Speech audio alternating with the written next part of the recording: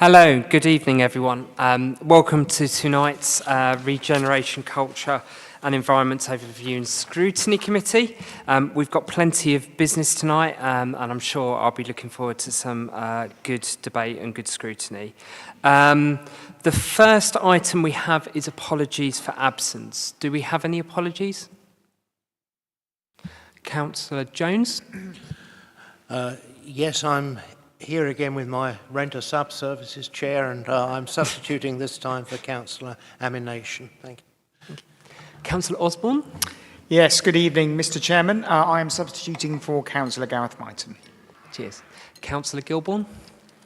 Yeah, good evening. I'm substituting for Councillor Howard. Thank you. Dozer. And Councillor Pearce? Thank you, Chairman. I'm substituting for Councillor Williams. Thank you. Thank you all. Okay, on to item 2 of the business. Can I sign the record of the meeting held on the 15th of August 2024 as correct? Yeah. Excellent, thank you very much. Next item, urgent matters. I don't believe there are any. So, item 4. Are there any declarations of disclosable pecuniary interests or any other significant interests? Okay, thank you all. Item 5, attendance of portfolio holder for climate change and strategic regeneration. Councillor Curry, thank you for coming tonight. As portfolio holder for climate change and strategic item regeneration, the floor is yours. Thank you very much, Chair, and thank you, colleagues, for allowing me to come along this evening. I won't obviously go through the whole report, it's fairly extensive. Just wanted to say, obviously, with the range of stuff that I have to deal with, I highlighted in part 3 of my report on the background the 4 key areas where a lot of my attention is currently focused. That's on frontline services delivery, the local plan, climate action and public transport. Those are the key areas. There's been some changes to my portfolio since the election, so things like highways and 1 or 2 other issues have been taken up by other colleagues, but I'm happy to be asked questions on any issues that fall within this. Thank you very much. Okay. Any members? Councillor Etheridge. Sorry, I've got a bad throat. So, thank you very much, Chairman, and thank you for your report. 2 very easy questions for you, really. In terms of the local plan, you may recall some 18 months ago at a previous Regen meeting and business support meeting, scrutiny meetings, it was agreed by everybody who attended that the local plan would come before scrutiny at some time in the future. This was reinforced by your leader at full council. So I'm just wondering when scrutiny teams will see the appropriate part of the local plan to scrutinise it in a formal manner rather than just a document that we look at individually. So that's question number 1. And question number 2, in terms of rights of access, I'm sure you're aware that the public footpath that was in place where the Maritime school has just been built is still not being reinstated. I'm just wondering when that's going to occur. Thank you.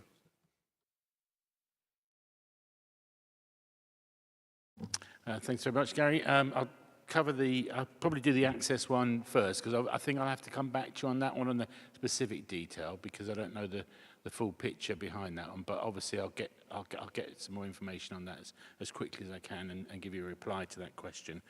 Obviously, in terms of the access, the local access forum is now meeting regularly under the new footpath. The footpath started quite a while ago now, so there is an opportunity to raise issues like this at the access forum as well. But I'll get back to you on that specific question. Thanks very much. As regards to the local plan, obviously there's the local development structure that we've got for the timetabling of the local plan. We're sticking to that as best we can. Obviously, that has to be slightly flexible in terms of how we deliver the plan, but our target date for adopting a new local plan is 2026. but that's subject to the various regulatory stages that we're going through. We've just finished as you're aware, we finished our second Reg 18 stage, which is the public consultation. The first one last year was a sort of a taster almost, a sort of overview of what the plan is likely to look like. This last public consultation was a lot more detail about sites and stuff like that. So the next stage is the Reg 19. We're looking to get that submitted by June next year into the scrutiny for the government and the inspectorate to have a look at what we're doing. So the programme of meetings is such that you will get a chance at ONS in the new year. It will come to ONS committees, appropriate ONS committees for that, and it has to go through full council as well. So there'll be opportunities then for it to be scrutinised in a lot of detail early in the new year. And I think there's some dates actually coming out very soon on that as well. Excellent. Councillor Filmer. Yeah, thank you, Chair. Thank you for your report, Councillor Curry. And if I've missed this in here, I do apologise. Bird mitigation. I'm always asked by quite a few developers, everyone pays their bird mitigation money over. Do you know how much and what we spent it on in the last year? Because that's the question I get asked. I can't give you exact figures, but I can tell you what it's used for, and you can get an idea. So, the bird mitigation is in relation to the closeness of all our properties in Medway and along the North Kent coast generally to the internationally important conservation areas for birds. They are the Ramsar site, which is internationally important, and then the special areas for birds under European legislation as well, and the sites of special scientific interest, which come under the UK legislation. And all those areas are then, there's mitigation goes into the impact of any housing that might have on those bird populations. And that's done through our SAMS project, through the Birdwise project, which you probably will be aware of, run by a team within the council. And there's a team of one officer, and I think it's two now made full-time staff members working in there, and there's a board. I sit on that board as well, along with some officers from the council, and it's chaired by our former leader of the council as well. So it's a cross-party board. It's a community board representing as much of the community as possible that looks after the SAMS project. It has a management plan. It has a 5-year plan as well, and the funding that comes through from the houses pays for that service. The work that they do is primarily based around awareness raising and conservation activities. So, for example, it's in terms of dog impact. If you've got a high population of people visiting the marshes with their dogs, it's about teaching people and showing people how the dogs can have an impact on the bird populations, quite severe actually, and how you keep your dog under control in the right areas and stuff like that. There's a lot of public events. I think something in the region of 15,000 people they've been in touch with over the last year in different events and activities that they've been running. And on top of that, they're responsible for things like producing signage. So there's been some signage that's been produced out at the Cliff Pools Nature Reserve by the team, which tells, again, it's informative about what's out there to look at, the little egrets and stuff like that. And then there's other work that they do. So, for example, there's little tern nesting on the north coast of the Isle of Sheppey, and there's work that they're doing there to make that area secure because these birds are incredibly rare, and they nest on the open ground on the beaches there, so they're very vulnerable to disturbance. So it's all about how we primarily educate and inform the population who live in the area about how important these bird areas are, and that's where the contribution goes. Okay. If you want exact figures, I'll have to come back to you with that. Yeah, okay, I can pick up that on figures. Okay. Excellent.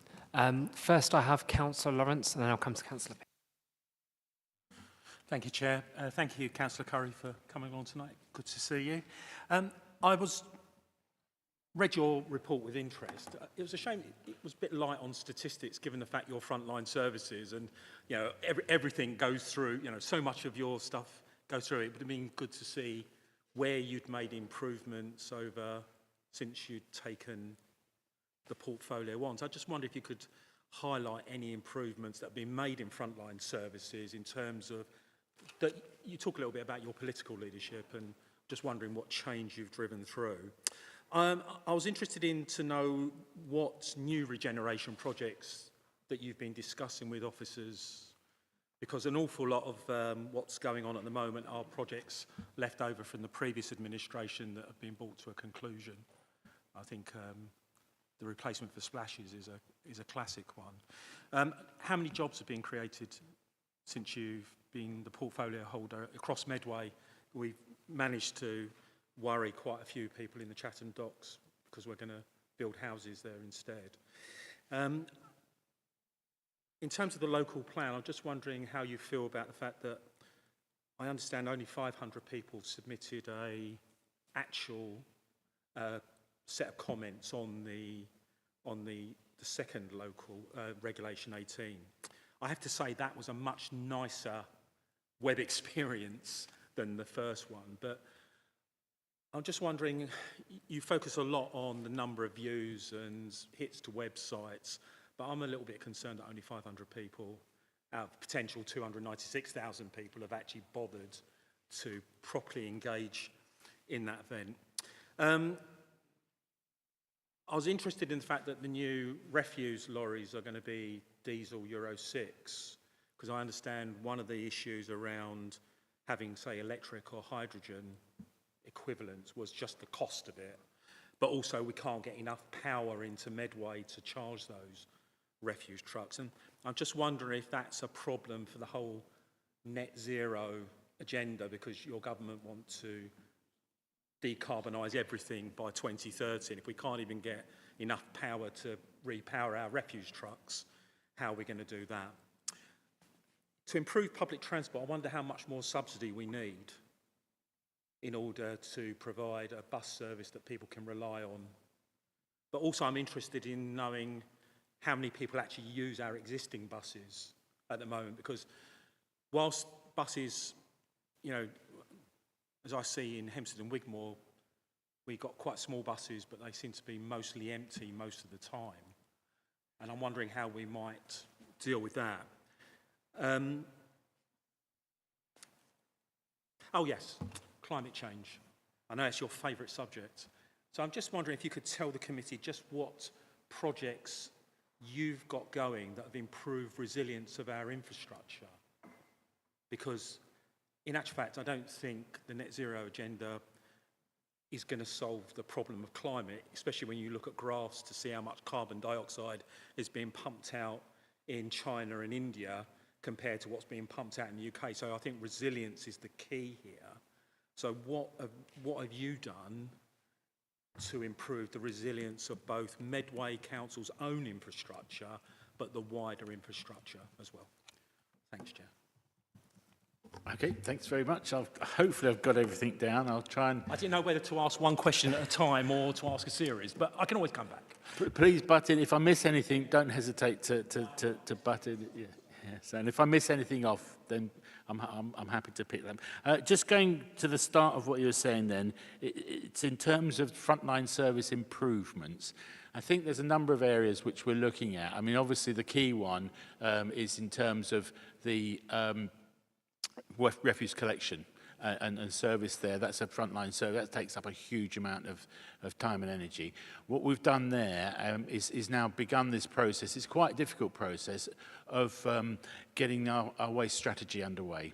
And that's the key thing we're trying to do. So to plan ahead, it's one of those what I call forever services. They'll always, even in utopia, you've got to take the rubbish out and deal with it. So it's one of those things that will always be with us. And I think what we have to do is keep on the ball with that in terms of refreshing, renewing, and keeping up with the latest technology and improvements. And in particular around, as you've mentioned and a couple of times, about the environmental agenda, if you like. So the key issues around our waste strategy as we take it forward are about, first of all, reducing the volume of waste that we produce. That's working in partnership with the shops and stuff like that, how we can reduce packaging and that sort of thing, and persuade people not to throw out as much stuff. And then there's the reusing aspect of it. Can things be recycled, upcycled, that kind of thing? So there's a recycling. And obviously there's the key recycle as well. Reduce, reuse, recycle, which is a mantra that goes back a long time. So I think in terms of sort of things that we've been doing, that's been a big part of the work, is getting that strategy together. And it's going to be a while before it's completed, but it's on its way. The purchase of the new vehicles is an expensive project, and it's happening now. That's been a brilliant piece of work by the officers involved in that to get it to where it is now, and quite incredible, and coming in under budget as well, which is quite brilliant. So we're quite pleased about that. So there is that aspect of it, and those are coming in new year. Obviously, through the Norse aspect of it, with their input, the drivers are being trained up to use, because these are brand new trucks. The Euro 6 issue, which you mentioned, I'll just touch on that because that's really important. So I'm really glad you've raised it, because the thing about that is that the Euro 6 vehicles are using their carbon emissions are about the same as a domestic car compared to the old ones, which are really polluting. And the same with buses, and it comes in with the public transport agenda as well. So there is a real benefit to have them. They are also compatible with biofuels, and we've got talks underway with a biofuel company that we've met a couple of times in that respect, and I'm hoping there might be a fruitful journey on that one as well. So that'll help on the emissions side of things quite considerably. And then as we go forward, the strategy will have a vehicle replacement process within it as well. So instead of, as was happened this time round, all the vehicles were causing problems at the same time because they were all bought at the same time however many years ago, we'll have a strategy where vehicle replacements happen over time. And those replacements will probably initially be electric. However, electric is not the solution for big trucks and stuff like that, really. Hydrogen is a much better fuel to use, but accessing hydrogen as a fuel is very difficult at the moment, and where you store it and stuff. So in terms of how to get that vehicle replacement program going, that's part of the strategy as well. And then at the heart of all of that, and this is causing me the biggest headache, is depot. The current depot for the vehicles, I mean, honestly, the team at Norse are miracle workers to have kept that going so long and doing so well and running so efficiently. But it's not the future. We need to find a new depot, and that's something that I've been putting a lot of time into, try and find where we can move and how much it costs and all that kind of stuff. So, and that new depot, we could install electric charging. We could put the power in to do that sort of thing. We could also think about where sourcing hydrogen over time as well. So that's kind of the big thinking behind the frontline services in that respect. Other areas on frontline, obviously, is facilities management and green space management as well.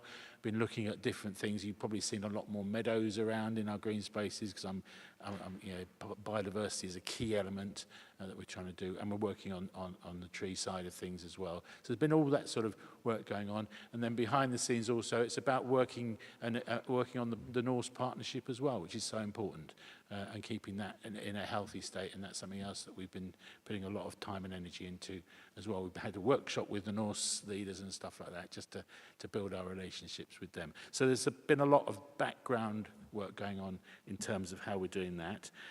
You mentioned about regeneration and jobs. On the job side, I can't give you an exact figure. My role within that regeneration is about the strategic stuff. I'm not on the specifics and that sort of thing. It's other colleagues with portfolios within the cabinet who deal with the more specific projects on site and things like that. So, for example, the Splashes project that you mentioned, which is a very exciting one, has worked out well. It's mostly Councillor Mahill's been working on that and stuff like that. So it's not, I don't deal with those specifically. But on the strategic regeneration sites, that's really important. So there's a number of those across Medway, Kings North, out at Thamesport and Grain. Been doing some work with them, meeting with the businesses out there, talking about their plans for the future, and also over the IPM site.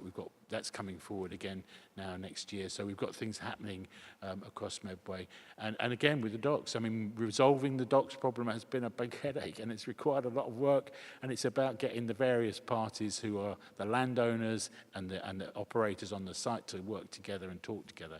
And we're on our way. I mean, it's a journey, it's still a journey going on. So there's a lot happening in terms of the regenerations on a strategic level that I'm dealing with. And one of the things I'm very passionate about in terms of those regeneration sites is the transport infrastructure to them.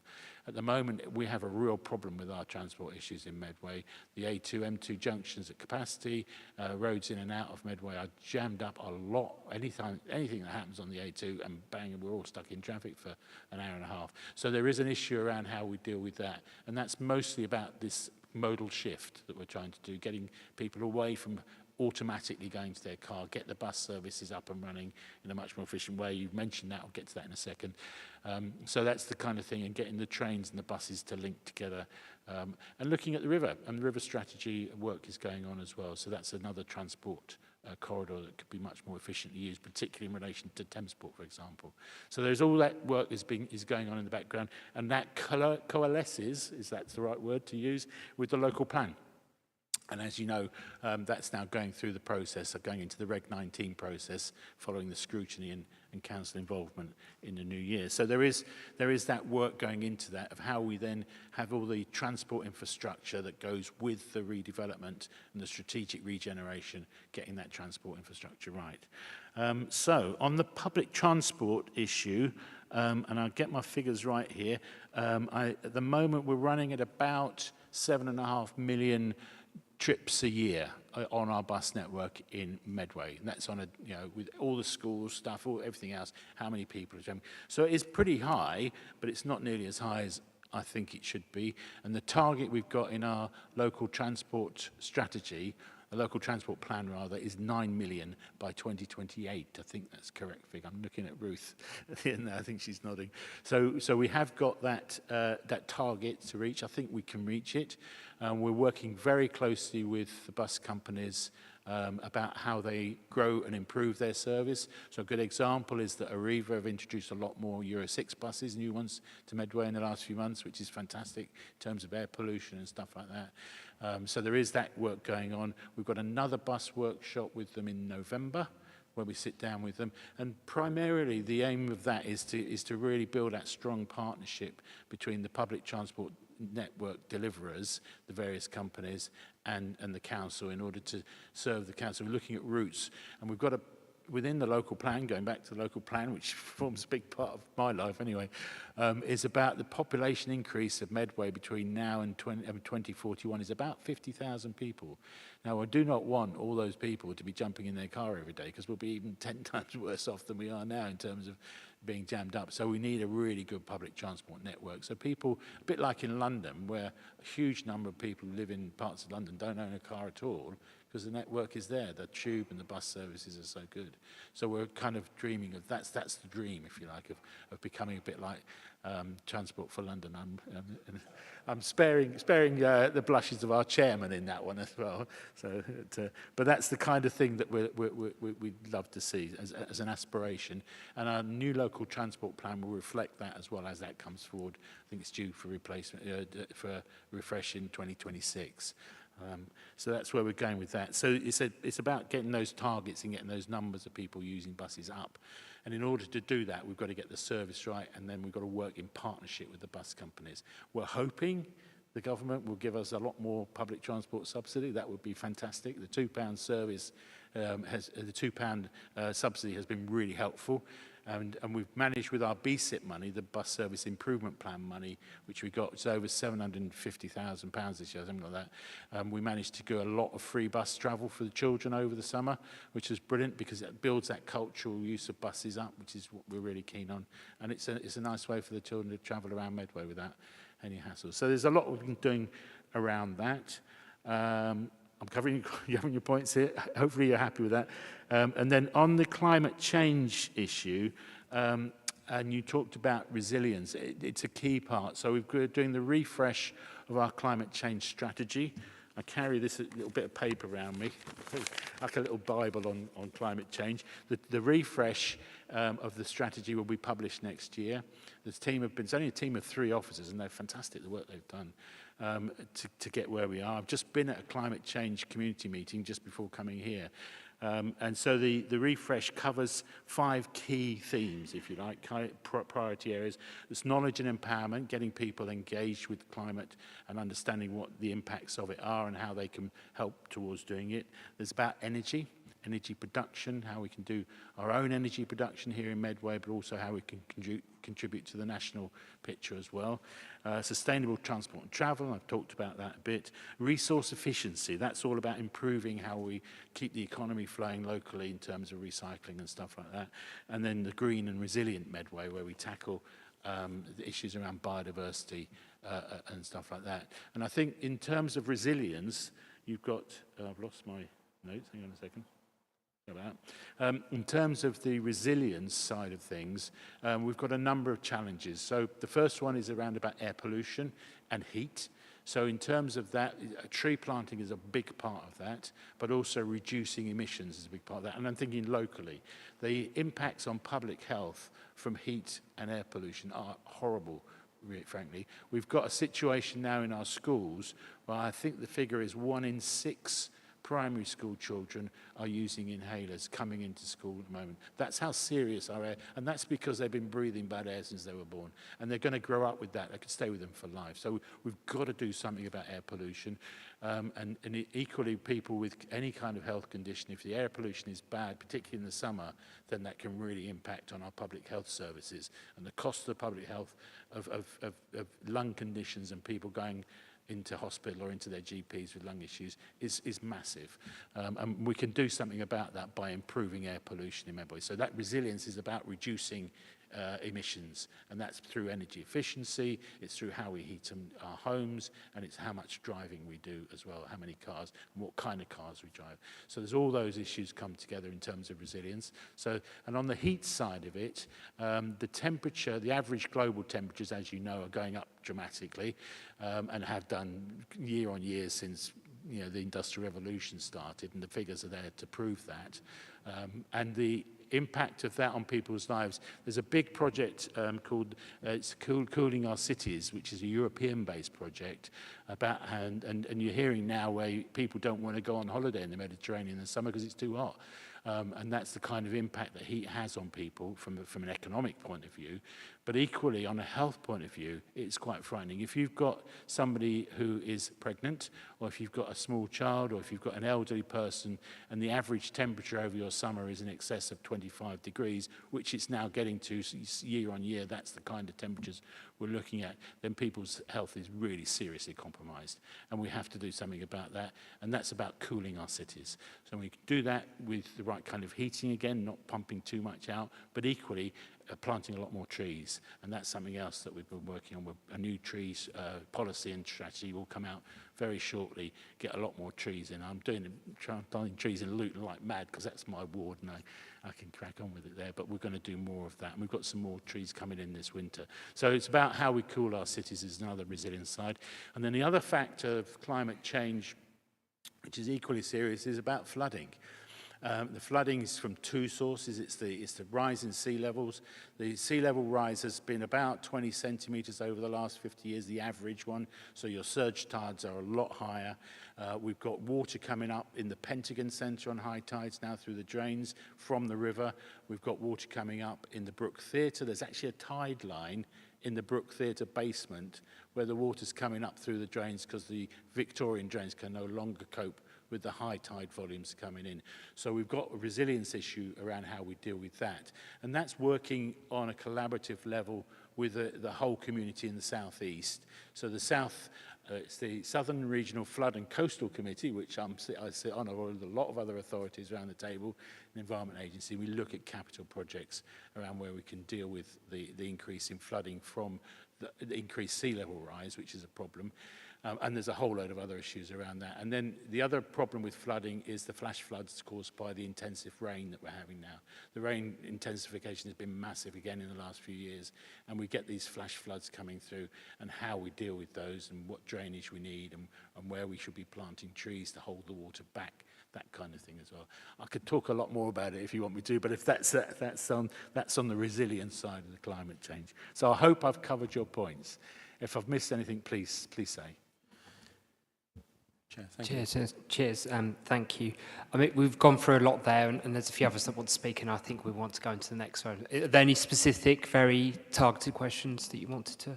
Just the point about only 500 people responding to the local plan Oh, consultation. yes. So I think that's a really important Yeah, thing. that's good. And just on some of the points you make, cold kills far more people than heat ever does.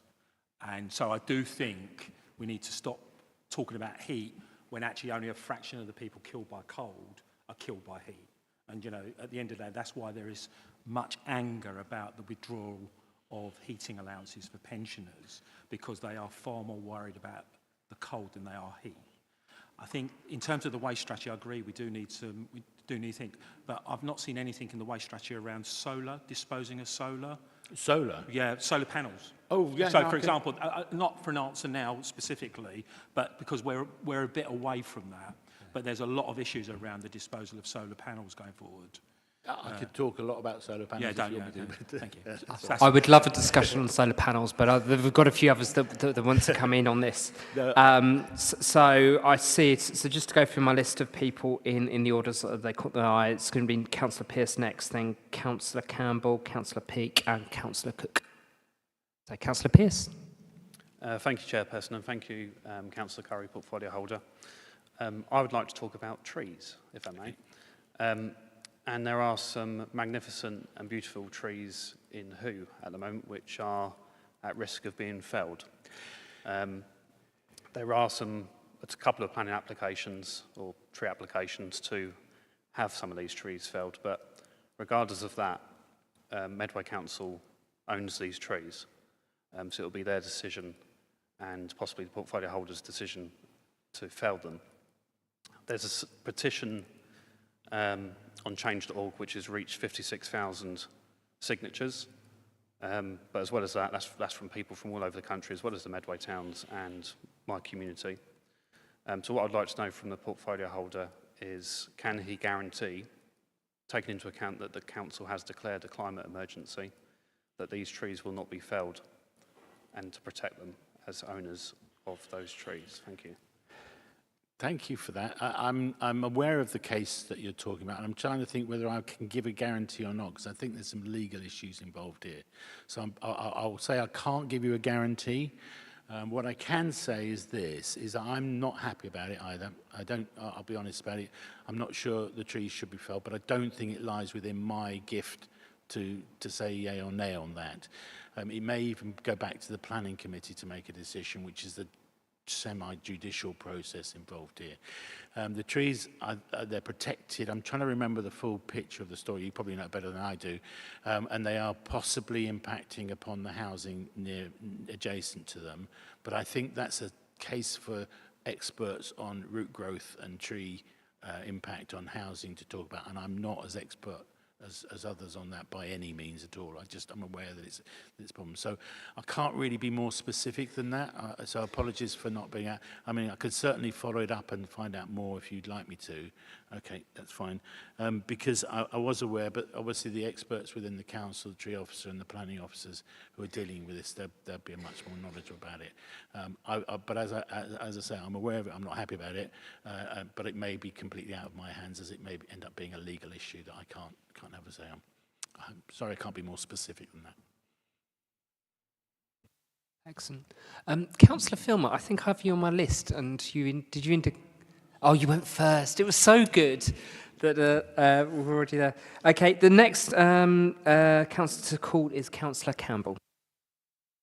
Hi. Thank you, Councillor Curry. I actually found that a very positive report. There's some great things in there. I was at some of the local plan consultations. I thought there was great engagement from the people who were there. The problem of fewer people engaging, I think, is a wider problem. We have discussed this at this committee previously. I remember that. Just people aren't aware of the consultations that are out there or the purpose behind them or how to engage with them. That's a wider problem. I think that affects pretty much all the consultations we do. But in my conversations with my constituents, actually, people care quite deeply about the local plan. They care quite deeply about what's happening in Medway towns and the developments. And I had some very interesting conversations about them, about what the local plan actually is and the lack of it, and the abject failure of the previous administration to deliver an updated plan, the effect it has had, all the sort of uncontrolled development that has happened.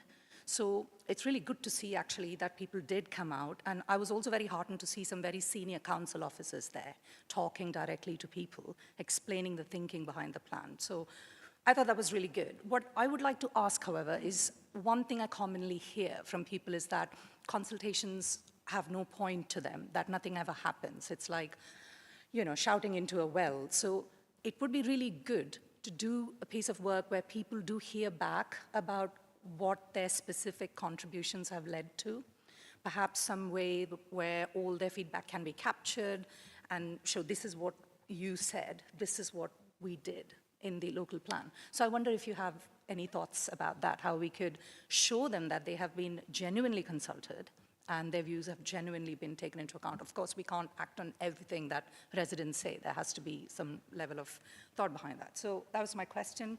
The Arches neighborhood plan, excellent move, such a great example of what a group of engaged residents can do in collaboration with, and I'm really looking forward to seeing more neighborhood plans around Medway. That's really excellent. Buses, we had a conversation about buses. And I don't think you have an answer for this, but I'm very heartened to see that the Transport Secretary, Louise Haigh, has actually talked about plans for giving more power to local authorities to manage public transport. I think that's really important. Public transport should be owned publicly for the good of the public. It shouldn't be sat with some faceless corporation in another country with, it's just a profit-making motive. There's just something fundamentally wrong about that. I would really like to know what you are aware of about those plans from Louise Haigh, and how do you see that affecting Medway? Where do you see Medway Council in that? But I kind of suspect you don't have that yet because it's still early stages. But you know, if you do know something, do share. I'm a bit disappointed about the refuse trucks not being electric. I do understand the problems of electric. I have an electric car, and it does limit me in some situations, and sometimes not. I do hope that we are a room full of very sensible people and we aren't straying sort of casually into any sort of cynicism about climate change. Cold and heat both come into climate change. They're both extreme weather conditions is what climate change is all about.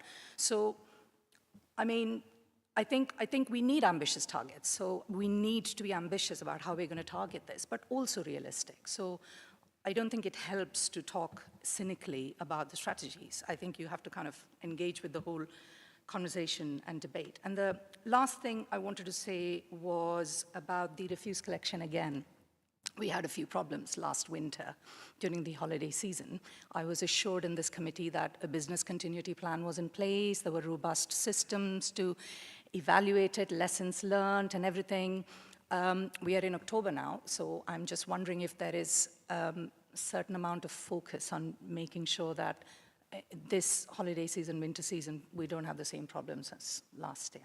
Thank you.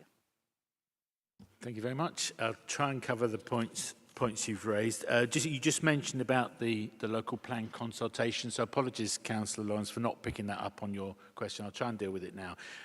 You're right, there were just over 500 actual written responses came in, and I don't know whether he's listening, maybe he should put his hands up, but the leader of the council has promised to read them all, so I've said that publicly, but he said it publicly as well, so he's...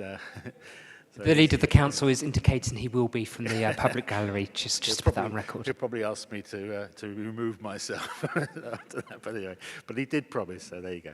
And I think that comes back to your point about how seriously we take it. That's how seriously we take it. We really do. And I think just picking up on the point about whether that was... I think that's not a bad number compared to previous consultations on previous iterations of the local plan. So it's around about average. It's what I think, but I'm not certain, but I think it's around about that number of actual written responses. But the engagement number is so much higher than we've had before. And that's the key, I think, is that people are aware of this plan, that the 50,000 views on our videos, the subscribers to e-bulletins, all that kind of stuff, the hundreds who turned up to our 10 public events that we held across Medway. That's an indication. I'm not going to take any credit for that at all.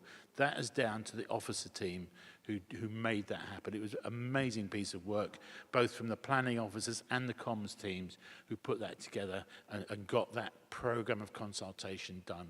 And that the awareness of the local plan is now as high as it's ever been, I think, as a result of their work. So I really want to praise them for that. And I think, so there is that aspect of it. And then you talk, I'll pick up the point about how seriously we take things as well, because the purpose of consultation is really to hear what people have to say. I think we've been doing more of that than this council's ever seen before in many respects in the last year and a half, really. And one of the things, I love the word co-creation, which is a fairly new approach to how we go about planning our public services, planning regeneration, planning how we do things, and that. So, and those co-creation events that we've organised in the last year around the Chatham Design Code and the work done there, around the neighbourhood plan in Arches, and we're doing the same in Who as well at the moment, with the plans coming for referendum in the beginning of November, I think, on that one.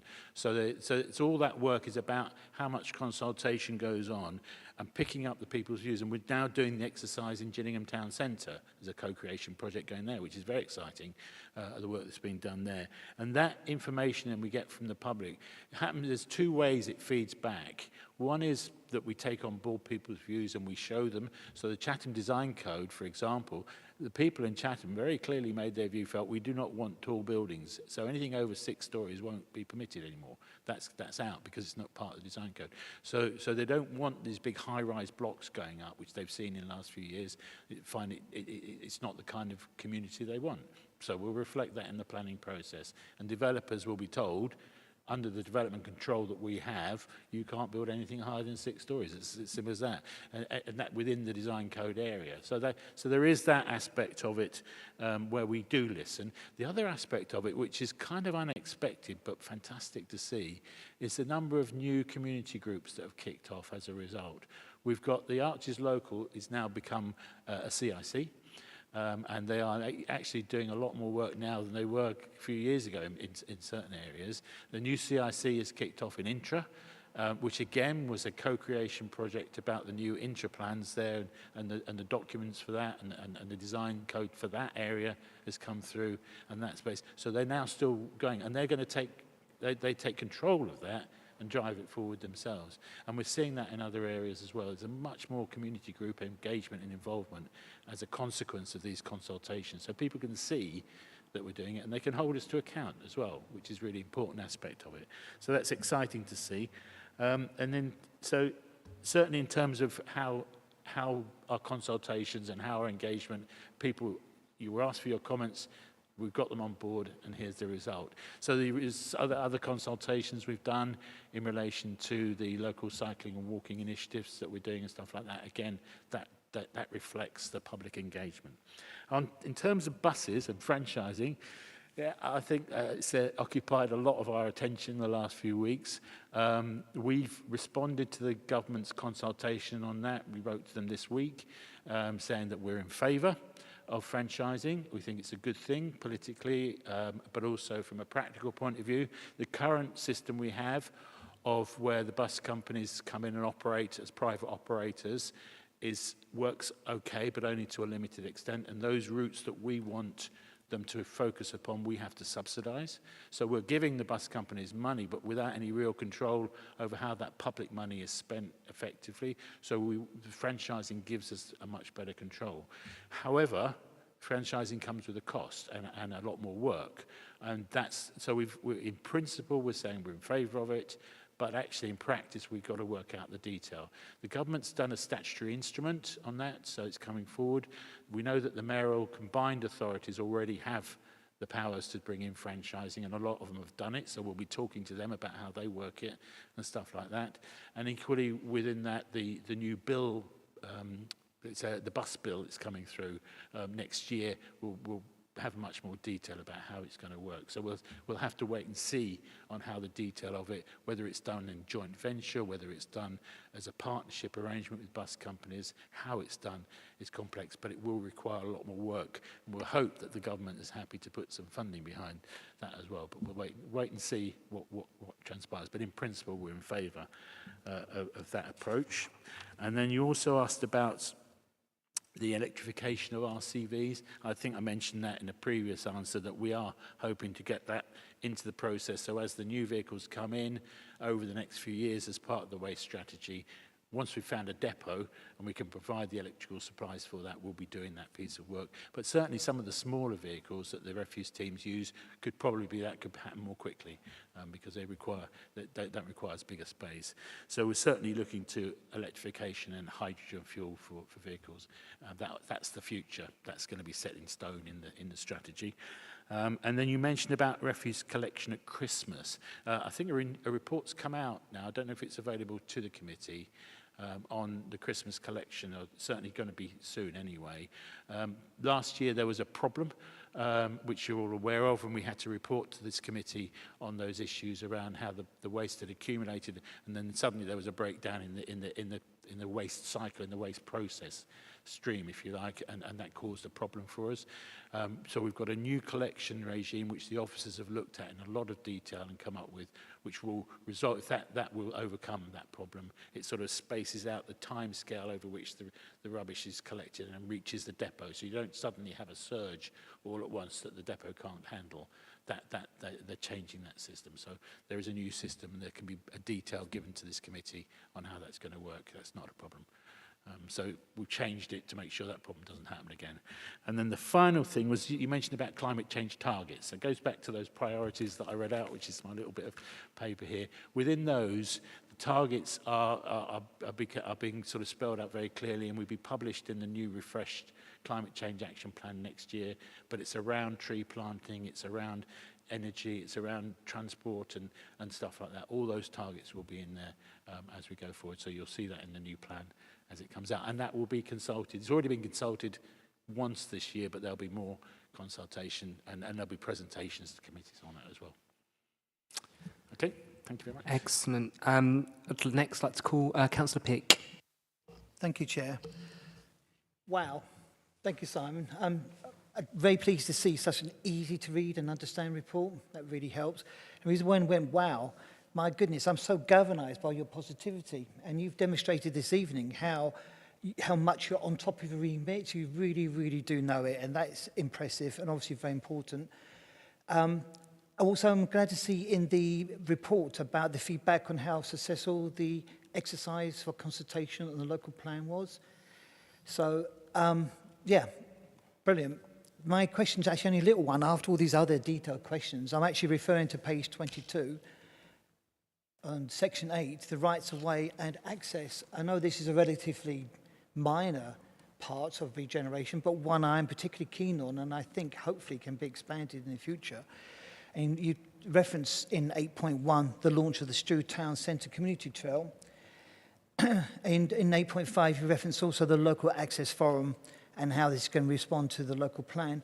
So what I'm seeking from you is any idea, how obviously you can't state, but how much ambition do you have, where possible, to actually extend the whole notion of actual detailed walks like this? Because I actually think they can actually be a very important part of identifying some, what's good about Medway. It can be very encouraging if you have that sort of detail. And it could also link into, obviously, local businesses as well as possible. So I actually think it's a very nice, for want of a better term, way of regenerating. So that's why I was going to ask. I'm just really keen to know what ambition you've got for this in the future. Thank you. Bye. Bye. No worries. Thank you for your kind words. I may sound like I know what I'm doing, but actually it's kind of a bit like a swan with the paddling on the water. Sometimes I feel like that, but more of a duck than a swan, I suspect. But anyway, but it's very kind of you to say those things. I think as regards the rights of way issue, I'm passionate about that. I mean, I used to chair the local access forum whilst we were in opposition. It's something I've always been involved in ever since I was a country park ranger 25 plus years ago, whenever it was. So I think that's something that I'm really passionate about. We've got a brilliant new, well, it's not new, she's not that new anymore, but a brilliant rights of way officer who deals with that. She was responsible for getting the final bits of the Rochester Community Trail done and launched last year. which is really popular. The Strood one now, Strood one was already in existence but needed a lot of refreshing and a lot of work done on it, so she did all that work, and the result is fantastic. As far as the ambitions for it, I think again it fits into this agenda around not just climate but health and well-being, and that's where the partnership is. Getting people to do a lot more exercise is crucial. I mean, one of the health officers said to me, get people off their backsides. And I think, and I'm as guilty, we all do need to do more exercise. And public rights of way is a key area where that can happen. Whether you want to join a walking group, which we've got loads of them run by the health teams now, you can go out for a walk, and there's hundreds of volunteers involved in delivering this brilliant walks program across the whole of Medway, and that's run by the health teams. So I can't really talk too much about it because I'm not totally involved in that side of it. But certainly in terms of community groups like our friends groups on the green spaces who help maintain some of our public rights of way and stuff like that, they're very engaged with it. So more of that, the better. And we've got more, I think there's possibly 4 new friends groups starting up in the offing in different parts of Medway. So that's exciting to see that happening. We've got a lot already, and there's more to come. So getting people out and about off their backsides, which is really important, and that's part of the health agenda for Medway. And then in terms of the actual sort of strategic approach, there's the local cycling and walking infrastructure plan. That was consulted on, again, earlier this year. It covers a network of path ideas and input from people of where they'd like to see to be able to cycle and where walking is possible in a safe and secure way. And that plan should be launched. I'm not sure of the exact date for that, but certainly in the next few months you'll see that plan being published formally. So that's where the aspiration lies in how we deliver that. A big part of the problem is resourcing it. With the budget cuts that we've got at the moment, it is a challenge, I'll be honest with you. So we rely heavily on volunteers to help with the maintenance. So the Medway Ramblers are brilliant. They go out and they do footpath maintenance. The Cuxton Countryside Group, one of our friends groups, goes out every week and they're chopping something back somewhere to keep the paths open and stuff like that. So there is a lot of voluntary input, but how we maintain those rights of way is a challenge and something that we need to be conscious of going forward in all our planning, because budgets are an issue. So there, yeah. Hopefully that covers it. Excellent, thank you. Sorry, you could come briefly. Yeah, just a very, very quick supplementary to that. Is there, I don't know how doable this is, with the volunteers, one thing that can galvanise volunteers is when they've got some sense of ownership about something. I don't know if it's possible at all if you've got a group that's particularly interested in a specific route, obviously not literally ownership, but the responsibility of keeping that path clear, that's our patch, and to get pride out of it. I don't know if that's workable or not. That's a really good idea. I mean, we have that with our friends groups. They'll focus on their particular green space near where they live, and they'll organise tasks for litter picks and events and activities, planting bulbs and trees. They do all that sort of work, and some of those groups get very passionate about their location as well. We've seen how the Friends of the Esplanade have done a lot of work recently. They've done all the beds there, and now they've got their permission to use the pier, which is open to the public again on the Esplanade. They're passionate about that. Friends of Vinal Park are looking at having their village green status in the middle of Gillingham there. So they're quite an exciting group to work with as well. So there's a number of so it certainly is using a right of way as a focus for volunteers is a good idea, and that's certainly something we can look at. Excellent, thank you. Councillor Cook. Thank you. We've already said what a huge portfolio and what a positive report, and I'd also written about how communication and engagement was all the way through, and that's already been said. I think the other thank you I want to give is for the FLS frontline services support that's given to councillors in our ward work. I know that the vast majority of requests and ask for support that I receive goes to that email inbox. And thank you to Ruth for the team that always come back with really comprehensive replies and work really closely with us, and that's really appreciated, so thank you very much. You've started talking, and we've spoken quite a lot about waste and litter. You mentioned about things like packaging. Just a little bit more, please, around the strategy around when things are picked up, when the litter's picked up and then verges are cut, and people often ask about whether there's a kind of strategic approach to that work. And the other thing we hadn't mentioned yet that I wanted to just ask on 7.3 to 7.5 is Section 106 funding, and how we're making sure, particularly we know, house building is something we're talking about a lot, and rightly so. How do we make sure that that money then goes to what communities really need, is fairly kind of distributed and really kind of chased for the benefit of our infrastructure and our communities? Thank you, Chair. Yes. Thank you very much for that, and I'll cover. I'll add to the praise for the team that you mentioned about Ruth and the team and the frontline service, how they respond. It is brilliant, actually, to be honest, and we are really grateful for the work done by the officers, and then the response from Norse as well is fantastic. They're good partners. They always come forward. We've had some more joy with them this week about them offering to lend us a bus for an event coming up soon as well, and things like that. So there's a good relationship going there.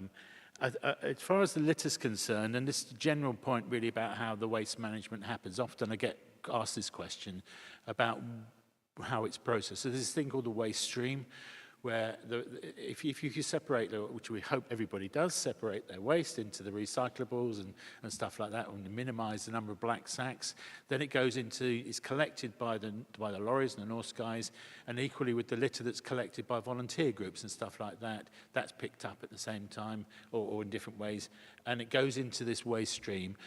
It's organised by a company called Veolia, and they've got a depot out on Medway City Estate, and the separated waste goes into different areas for recycling: plastic, glass, metal, stuff like that. Anything left over in the black sacks mostly goes to waste to energy.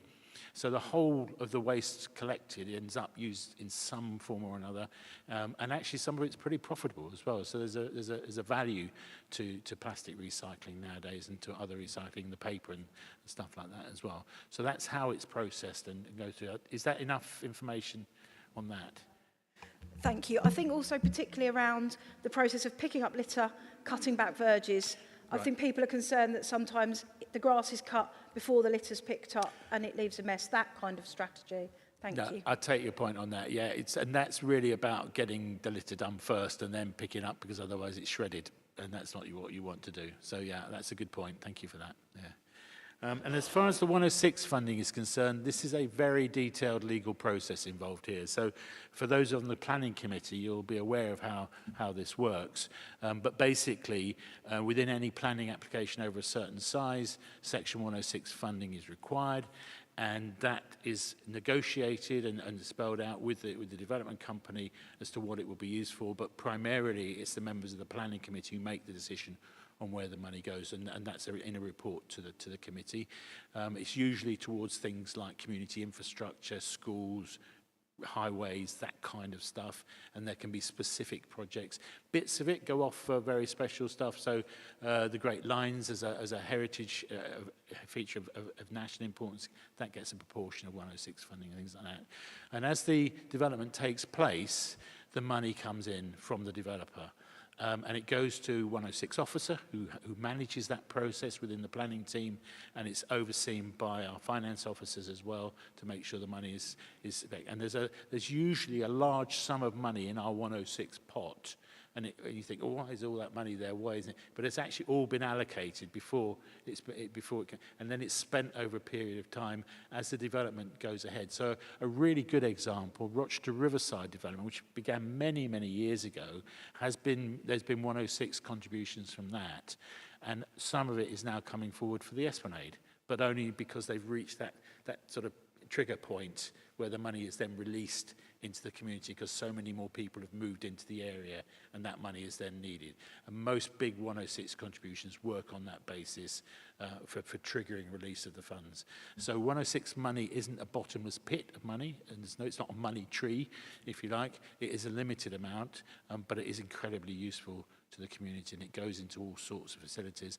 The rate at which it's spent is triggered by the development, but there's also some other hang-ups in it as well. So if it's money for health, for example, then the health authority is given the money at the trigger point, but then it's up to them to spend it, and that can take longer. So you don't always see the results, and often people say, why hasn't this been spent?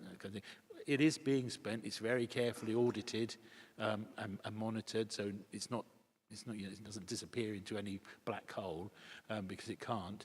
But at the end of the day, it does take time to get the money through the system and spent. That's a quick summary of 106. Yeah, very quickly, yeah. Yeah, I think as the local plan develops, it will be really interesting to see that ongoing monitoring of the collation and the kind of expenditure of that money. I'd personally find that a very useful thing to have oversight of in the future. Thank you. Yeah, just to add to that, the planning committee receives I think it's an annual report on 106 spending, and this committee does as well. So thank you very much, Mark. So you will see that, yeah. Excellent. I've just got a couple more. So Councillor Jackson. Thanks, Chair. This is a really quick one. Thank you, Councillor Curry, for being so passionate. I love listening to people when they're passionate. And so I'm going to talk about something that you are really passionate about, trees. I've been working quite closely with the new estates manager at MHS. They're now going to try and tag all their trees and do a survey, and any tree that gets cut down, they're going to try it. They want to replace it. And also working with the primary schools, they were asking, I went in and we were talking about, and it came from them that they wanted trees planted as a barrier to the road for air pollution in Blyway and Laburnum, and just their green spaces. So with the tree review policy coming up, are these the sort of things that you'll be, just for me being new to the committee, like tree canopies and things like this, is this something that we will be looking at to involve in our tree policy? The answer is yes to your question. Simple, straightforward. I've got a passion for trees, as you know, and I think that getting them from the sort of drawing board into the ground can actually be quite challenging. The most important thing about trees in the ground is maintenance afterwards, looking after them, making sure they survive. And often what you find with tree policies, you plant a tree and then it's left, and then a year or two later suddenly someone says it's not well, and then it dies. So that's to be avoided. So building in that maintenance period after is key. So any projects you do for tree planting, make sure you've got that maintenance in. I think the other thing I've been doing a lot of in my own ward with the tree planting we've done there is working really closely with the key teams within the council, whether it's the green spaces team. The council's tree officer, his knowledge of trees is like encyclopedic, so always talk to Mike Sankas about trees. He's really is knowledgeable about it. But also working with the highways teams. We planted last year, we got trees in Luton Road for the first time since before Victorian times. We've got more trees going in at the beginning of next year, leading up to the arches, into the road network in parallel with other work that was being done. So the Luton Road is a particularly difficult road for traffic and accidents. So the traffic calming and the accident prevention project that's always been going on there for a number of years now, we said to them, can we put trees in at the same time? And Arches Local, who are I'm fortunate to have in my ward, paid for those trees, so it's not a council money being used, but they were able to incorporate the trees that we wanted into their highway works without losing any parking and without doing anything. We managed to build it all in, get the pits dug, and then the volunteers came along, were actually able to put the trees in the ground themselves. So getting that done outside of school, talk to the highways team. They are really cooperative. They love trees in the road anyway themselves, and they'll really be very helpful on that one. But you're happy to talk to me as well. Brilliant, thanks for that feedback. And just one last bit of good news. I've done the Strood Town Centre Trail twice with different people, and I've enjoyed it and found out something different both times I did it. So, well done. Thanks. Excellent. I've got Councillor Jones and Councillor Osborne to speak, and I see Councillor... Is this a specific question referring to this section, or is it... Okay. Very, quick contribution just on that. Thank you, Chairman. Going back to trees again, understand that the Arches Local aren't very happy with a few trees next to the arches, which I've seen recently. I just want portfolio holder just to explain what's going on there, because they're worried about those trees being removed by the council. Thank you. I'm happy to pick that one up. Thanks for the question. I was not surprised I got that one. Yeah, there was a miscommunication going on here, and various people were talking about having them removed. Network Rail are concerned about the size of the trees impacting upon signalling, and they have a valid point there. It's their responsibility to be concerned about that and do something about it. But at the same time, it then got communicated not well that the trees had to be removed, which is not the case. I've spoken with Norse, and then there's no plan to remove the trees whatsoever. They do need some pruning though, and we're organising, or I say they are organising that at the moment. So that's where we are. So the trees are safe. You'll be glad to know. Excellent. Thank you for that reassurance. Next, I shall go to Councillor Jones, please. Thank you very much, Chair. I'll be brief. I wanted to ask a question about Norse, but if I can just pick up 2 points from the very comprehensive report which the portfolio holder has produced, the cycling and safe walking routes and expanding friends groups around green spaces. I think these are 2 areas where I'd welcome expansion throughout Medway as appropriate in these areas. It's difficult to statistically measure, in response to Councillor Lawrence's comments, it's very difficult to statistically measure the impact of things like increased walking and exercise in terms of children's health, etc. I regard it as a little bit like children's play areas. We never really know the benefits until we get many years later into teenage years and beyond. Before we can measure the full benefits. So statistically it's difficult to come up with figures and that sort of thing, but it leads me nicely, talking about play areas and things, it leads me nicely onto my question about Norse. I would really welcome the opportunity to talk about the Norse contract in a strategic way, and I wonder how close we are, I would ask the portfolio holder, to having a review of Norse. I understand that there used to be a general annual review of Norse's performance, which would come to the business services and digital and the regeneration and environment and culture ONS. My dealings, just finish off, Chair, by saying my dealings with Norse or through the frontline services to Norse tend to be, as a local member, very reactive. You know, there are things like has a green space been maintained, or a building similarly been suitably maintained and repaired. I would welcome very much a strategic look at Norse and how we're doing in relation to the total contract. Thank you, Chair. Thanks very much for that. I think if you know where to start, obviously our relationship with Norse goes back to 2013 and as a joint venture. So there is a certain amount of profitability on the part of the council from the work that they do and any external work they bring in. So we do benefit from that. It's very much a partnership. It's a partnership that's sort of ebbed and flowed in different ways in terms of the service. I know there's been some complaints in some areas about the level of service provided and stuff like that. But overall, the 3 key services that they deliver, which is the collection of the waste and the looking after the vehicles and such like that, the green space management and the facilities management, looking after buildings like this, those have all been delivered. And there are other aspects of the Norse work that they do. So the send transport that they provide for schools has been extremely successful. And also in terms of the household waste recycling centres, which is run by a sort of separate arm of Norse, the public satisfaction with those is incredibly high, and they're very efficient. And they've been working very closely with street angels and people like that in order to upcycle furniture that's been delivered and stuff like that. So there's a whole load of things that Norse does as collectively, which has been incredibly successful over many, many years. What we are doing is we're looking in detail at the work they do and how that's going to be changing over the coming years. I've talked in detail about the waste strategy. Now, in terms of how we deliver that, we need our partners working with us on that. We can't do it without. So as we introduce the new vehicles next year, drivers are being trained up to use them as we speak, and that's the North staff.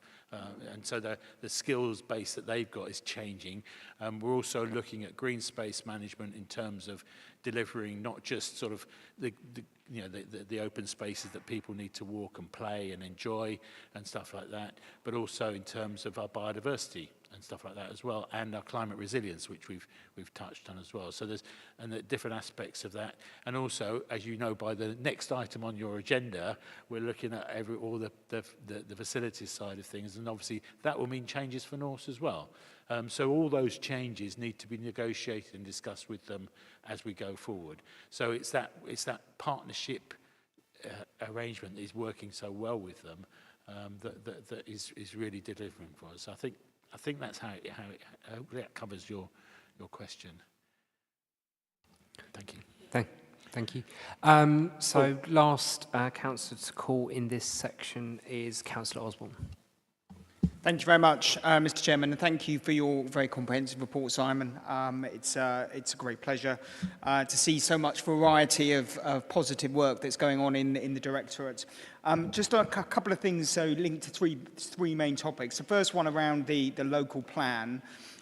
So I can say from engagement with developers and also others that the social media engagement, the hosting of events, the proactive way in which we engaged with our local plan is something which many other areas of the country and many other councils have been very impressed with. So that's something to feed back to the team that has been incredibly comprehensive. So, I think that's a testament to all of our communications team and the work that they've done. It also reiterates the absolute critical point that nearly everyone in this room has now had an opportunity to respond to that local plan. And I have to, I've heard the opposition tonight. Maybe one of them can clarify what the Conservative position is on the local plan submission. Which option is your group actually supporting? Because I've asked your leadership to publish your unified position on the consultation, and I'm yet to see any unified position. So maybe if you're all holding different positions, you could clarify that, and we can all move on. But I do think it's important. You might laugh, but this actually comes to the second point, which is that local plans are incredibly expensive processes. We have been through two previous local plan processes under a different administration, and I've also requested costs for those because the failure to deliver that has not only led to predatory development across our area, including in areas like Capstan, but has cost millions of pounds. So my second question is can you provide... Sorry, apologies, we have a point of order. Okay.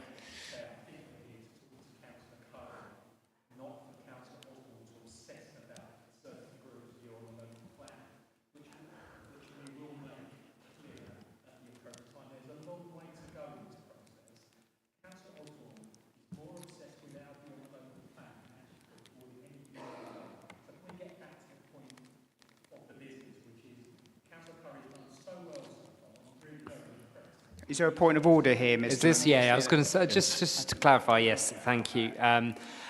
Continue, Councillor Osborne. Thank you very much. I think my main point here is that we have not seen all parties contribute to the local plan, which is incredibly important. So my actual question is linked to, can you provide the costs of the previous two local plans and the failure to deliver those, because that is important going forward. Can you also provide a timetable for, if possible, when the Reg 19 is going to be published? Maybe then at that point we'll get a position from them on what the spatial strategy that they support is.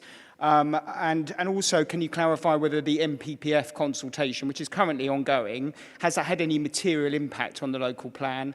And it is noticeable that the targets for housing under this government are less than under their government previously, but has that had a material impact on the dates? So I just wondered if you don't know, could you write to me on that? The second element is around climate change. Now, there are members across the aisle who clearly deny that climate change is the human-induced climate change is happening. I know that we on this side take it very seriously, and I've noticed our Twitter account and social media profile, again, educating the public is really important. One of these areas of development in your portfolio was electric vehicle charging points. Under the previous administration, the Centre for Cities said that we had the lowest number of electric vehicle charging points. I remember the former leader of the council going on to GB News with Nigel Farage and sort of laughing off climate change as a minor issue. I think this week we've seen how much it really does, looking at hurricanes and storms that are impacting us, and also the flood strategy, which is on the agenda here. So can you just clarify at what point we're going to get an EV strategy around vehicle parking points? And that links to buses. I know you've printed a BSIP update. One of the issues around buses actually concerns, and some other areas are actually looking at changing bus routes. And I was wondering if the new bus service improvement plan was actually looking at changing the number of bus routes we were offering, not necessarily the number of buses or services, but the routes themselves, because that might give us an opportunity to increase the number of routes without actually reducing the amount of service, so keeping it within the same budget envelope. And I'm just wondering whether you've done that, or whether or not changing bus routes might be a way of actually improving the service. Some of the bus routes we have are very old. They don't take into account urbanisation that's taken around Medway, and a lot of them go into town centre locations, which are perhaps more dispersed nowadays, given the changing variety of corporate profiles that we have, business parks, etc. So I was just wondering if a BSIP is going to look at bus routes going forward. And just lastly, on salt bins, this was something that I was looking at just before I departed the Cabinet. There were a number of salt bins historically, and we're coming into the season of salt bins. There were a number of salt bins historically that were in place that didn't actually comply with our policies, but they were in place because historically they've always existed there, and they were noticeably in areas which perhaps they shouldn't have been. Can I get some clarity whether there's been a full audit of the salt bins in the towns, and that all of the salt bins, all of them, are fully in compliance with our current policies, including the ones that were historically located and that have just been left in place? Because it should be the case that when members of the public are rejected when it comes to salt bins, that we're not saying it's a policy issue when actually there are other salt bins which don't comply with that. So I think it's just on a fairness and an equity position. Can I just get that assurance on salt bins, and that they're filled, and that they're being audited, because we are entering a cold period? Thank you. Thank you very much. I'll deal with the salt bins first. I have to confess that actually as there's some changes to my portfolio, I think that falls under Alex, but whilst I was dealing with that issue, there was no audit done this year as far as I'm aware. However, I will raise it with Alex, Councillor Patterson, who now has that portfolio for that area, and I'll get back to you on that one. And I agree that it's something that does need to be looked at, so I'll pick that one up for you and you'll hear back on that. With regard to the local plan and costs, I'll try and get those figures for you. I don't have them at the top of my head. Local plans are very, very expensive, and the work done on them requires a huge amount of officer time, but also consultancy time from the various organisations that we rely on to provide us with the data that backs up on all the assessments that have to be done. So yeah, they are very expensive. I'll see if I can find those figures and that you have those. As far as our current local plan is concerned, I mean, it is costing a lot of money. There is no doubt about that. We have to go into a lot of detail on a number of different issues, as you're aware. So I can give you those figures as well. I'm sure they're available for the current one. I think the other hidden, it's not so hidden, the other hidden cost of local plans is not having one. And I think that's where we really struggled, and we've really suffered a lot because there has been no local plan. And the cost of that has placed the bill in the millions of pounds for the council, fighting planning applications and losing and having costs awarded against us, against speculative development. And I think colleagues around the room are aware of developments that have gone ahead, which we really were inappropriate, but we've lost, and that's expensive. So there is that other cost to local plans, which is not often mentioned, but it's there, and hopefully the new one will have. And you wanted to know about the timetable for that. The timetable is, it's kind of set in stone in my head. Whether the officers fully agree, because they've got to do the actual work, I just get to read it all. But the actual sort of timing of it is that by next June we will have the Reg 19 submitted. But before then, there's a huge amount of work. We're processing all the results of the public consultation in Reg 18 at the moment. There's more work to be done on sustainability and particularly things like habitat regulations and stuff like that in relation to the detail. And then obviously there's the location of the sites themselves where development would take place, not just housing, but across the board, employment sites and stuff. A lot of meetings involved in all that and a lot of consultancy time as well. So it's not cheap, but that hopefully will all be coming through the committee process in the new year and then signed off by full council, hopefully for submission to the planning inspectorate by June. That's our plan at the moment. We'll stick to it like glue if we possibly can. We've got a lot of cross-border negotiations to do as well. We have this duty to cooperate with neighbouring authorities, and that's ongoing at the moment as well. So there is a lot of issues still to be dealt with, but that's the timetable. The local development programme has that timetable within it, and that's available online, or I can get a copy to you if you want to on that one. Just as far as the MPPF is concerned, obviously that was quite a long questionnaire. There's like 160 something questions in relation to that were being asked. We have submitted a response in detail on all the questions, some of them more relevant to us than others. And that was discussed with myself and the planning officers on what that should look like, and that's gone in now. And the main thing I think really is dear to everybody's hearts is the housing. And actually under the new planning arrangements where housing is now a compulsory thing as opposed to an advisory thing, we haven't had our number change. I think it's gone down by about half a dozen or so.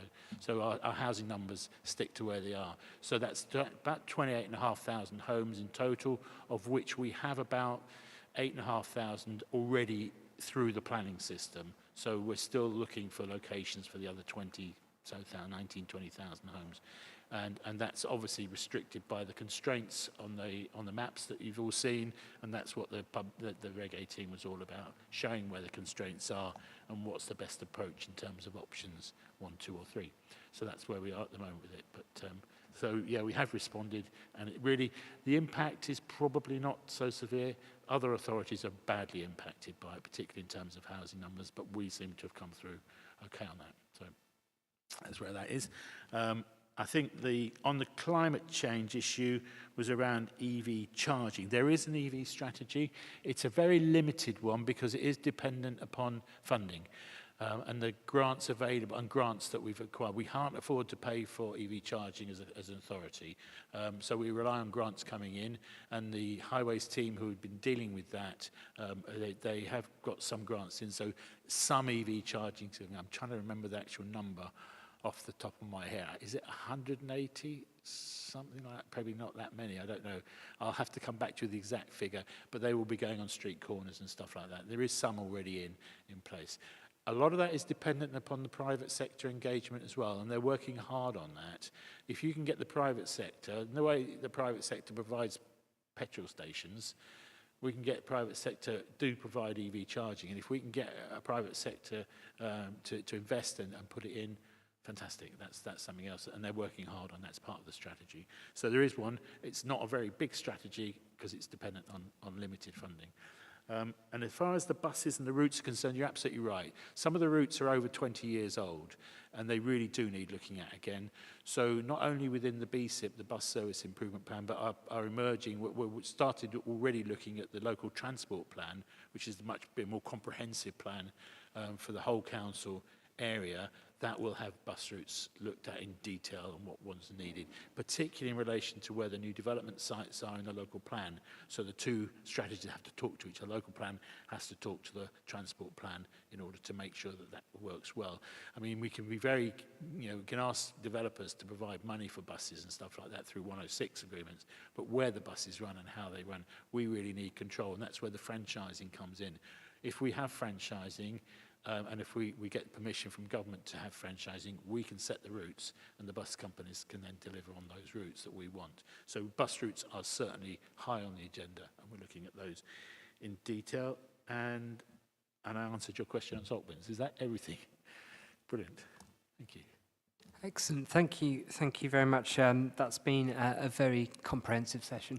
I just want to thank all the staff who've been involved in compiling this. It's been really useful and really good to see the committee really engaged on this scrutiny session.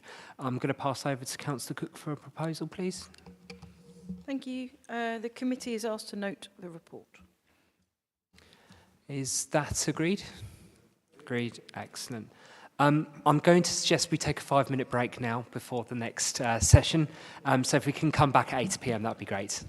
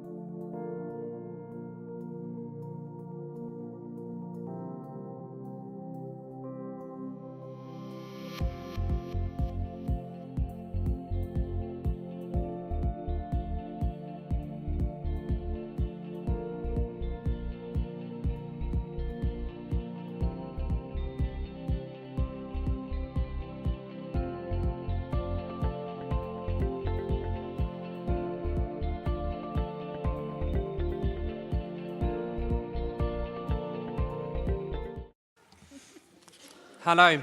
Thank you all. Obviously, we've had a very good scrutiny session there.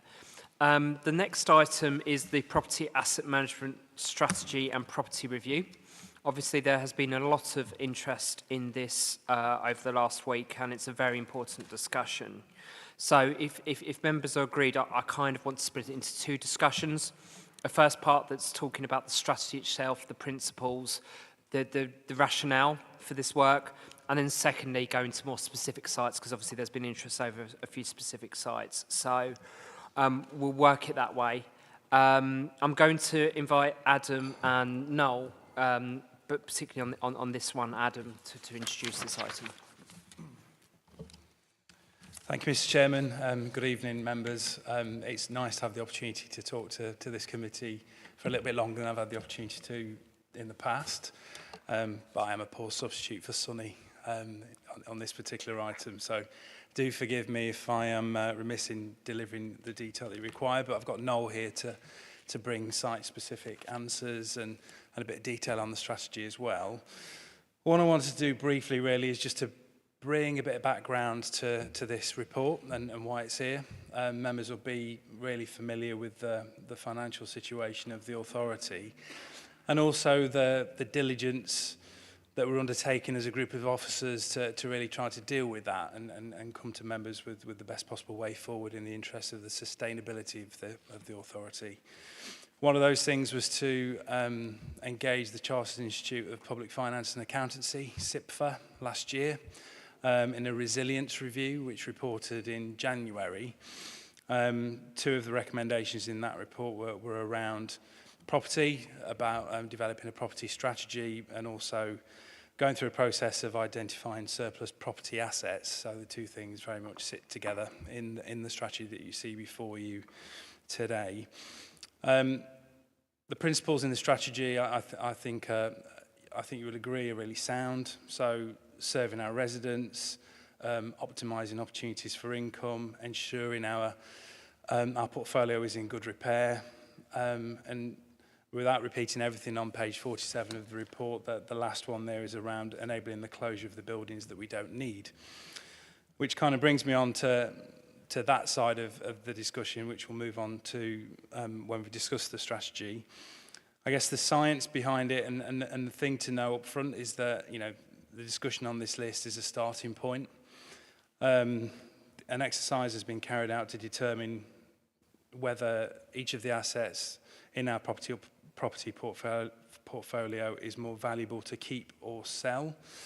And in 3.7.2 of the report, you'll see the 7.9% return threshold, which is something that Noel will be able to describe in more detail later if you require that. But that's the threshold upon which we make that decision around whether to include a property on the list or not.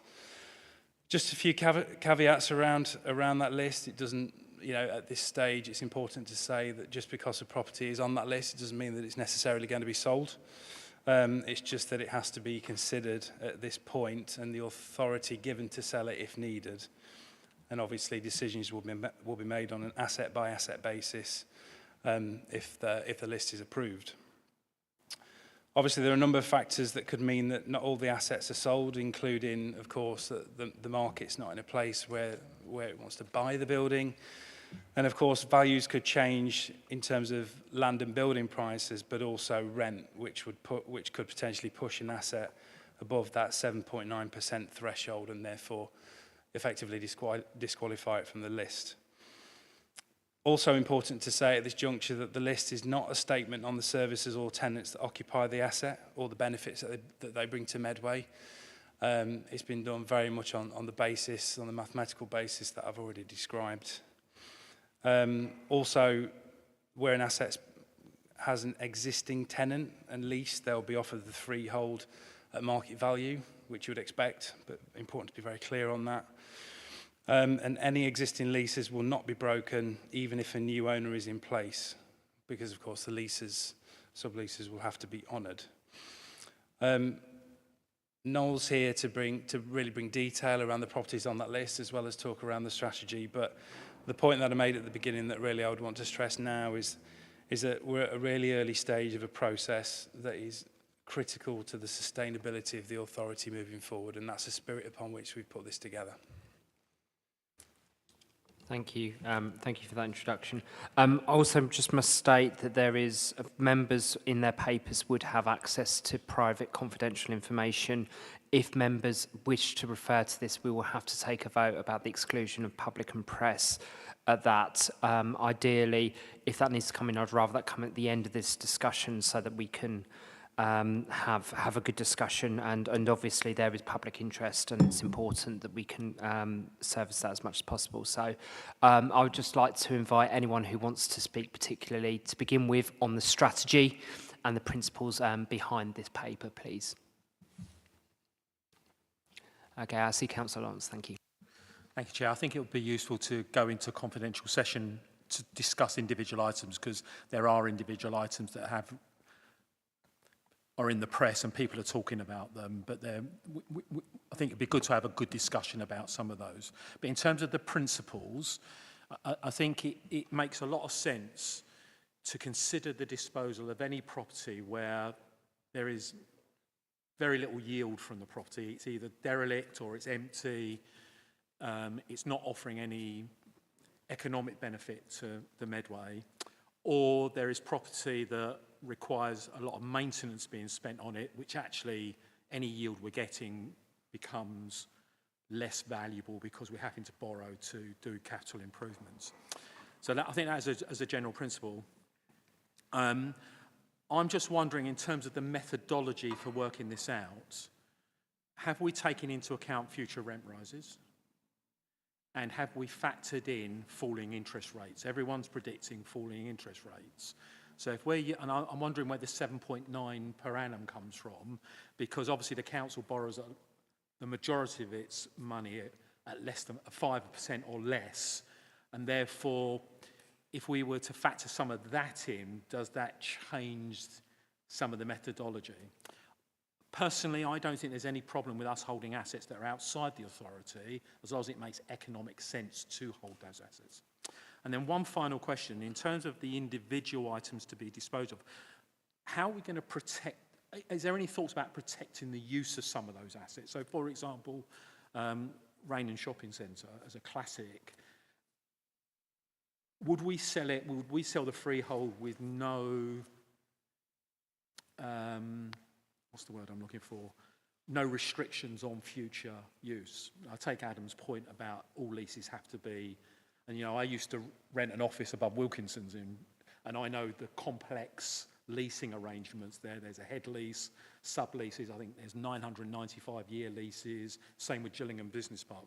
So I'm just wondering if we dispose of what we might think of as a key asset, like Gillingham Business Park, like Rainham Shopping Centre, would we actually try and maintain, you know, put something in the sale document that maintains that use? I think the worst thing is that we sell something like Gillingham Business Park and then someone wants to build a load of houses on it and we then lose the economic space. I suppose the other final comment is there's one or two items in here where I wonder whether we should wait for the outcome of the local plan before we dispose. And I'm thinking particularly poor old Hempstead is going to be like totally concreted over by the time this process is finished. There's a bits of land, Abbott's Court Farm, I think, where maybe it'd be better to wait for the outcome of the local plan, because some of that might be needed to strategically put infrastructure in order to make other things happen. Thank you, Chair. Cheers. Obviously, that was an example of a site to illustrate a general point. But yeah, no, thank you, Chair. Yeah, of course. Yeah, thank you for that. I'll break that down into three things. First of all, the rate of interest is based on the borrowing costs plus the MRP. That's the, like, if you like, the capital repayment. So It's a bit like a mortgage, you know, if it's interest only, you still have the capital to pay. The 7.9 allows for the borrowing costs as well as the MRP on top, which is basically 2% for 40 years. So it's important the capital's paid off as well as the interest. So that's the first thing. In terms of that, in terms of rates varying, rates have gone down a little bit since we did this initial piece of work. We asked finance about that. Will it have any impacts? No, it doesn't long term. But the prediction at the moment is it doesn't. But going forward, if the committee and Cabinet agrees these properties are declared surplus, any decision to dispose of them will need to be made by the Director in consultation with the Council's Corporate Landlord Board, and that will look at the facts, the financial facts at the time. So if, for instance, interest rates have gone down, then we might look again at the properties. I would say that if interest rates go down, then chances are some of the property values will actually go up. So the percentage return from the rent would actually be lower than it is currently. So there would still be a margin that you can make, you know, savings by using the capital receipt to pay off debt. So it's important that that's looked at, and there's always unintended consequences of everything. So that's it in terms of the interest rates. That was and the cost of borrowing and the fact it will be looked at again. The idea of using the capital receipts to pay off debt will reduce the council's need to borrow more money as well, and obviously hopefully avoid the need for exceptional borrowing, which is going to cost an awful lot per annum. I won't say that figure in open session, although finance can provide that, or I can later. So that's that side of it. The other thing you asked about is protection of sites if we sell them.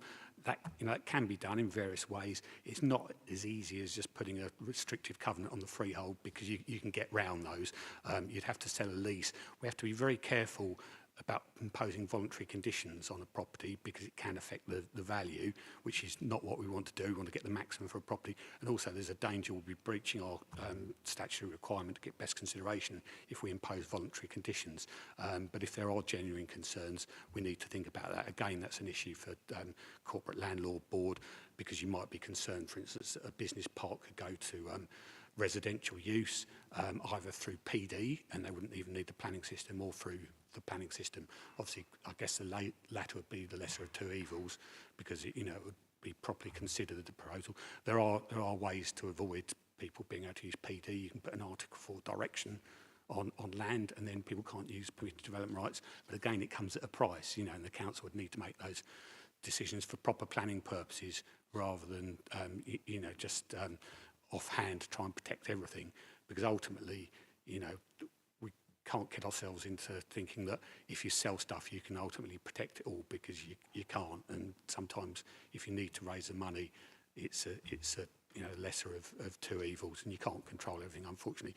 And if you do control it, it will come at a price in terms of lower receipts. So was there another one? The other thing was about waiting for the local plan process to finish, because I think that's quite an important factor. Thank you. Thank you. Yeah, thanks for the reminder. That was an extremely well made point, and that's one of the reasons why the Abbott's Court Farm particularly is in the last phase, and we'll be looking, assuming that Cabinet and the committee agree, we're looking at appointing agents and going to procurement board in January, and then early December, and then appointing in probably February, March. Back to PB early February, agents to advise us in more detail and promote these sites as well. But a site where there's development potential would be taken through the local plan process, and to exploit its value rather than just sell it at a low value, and hence the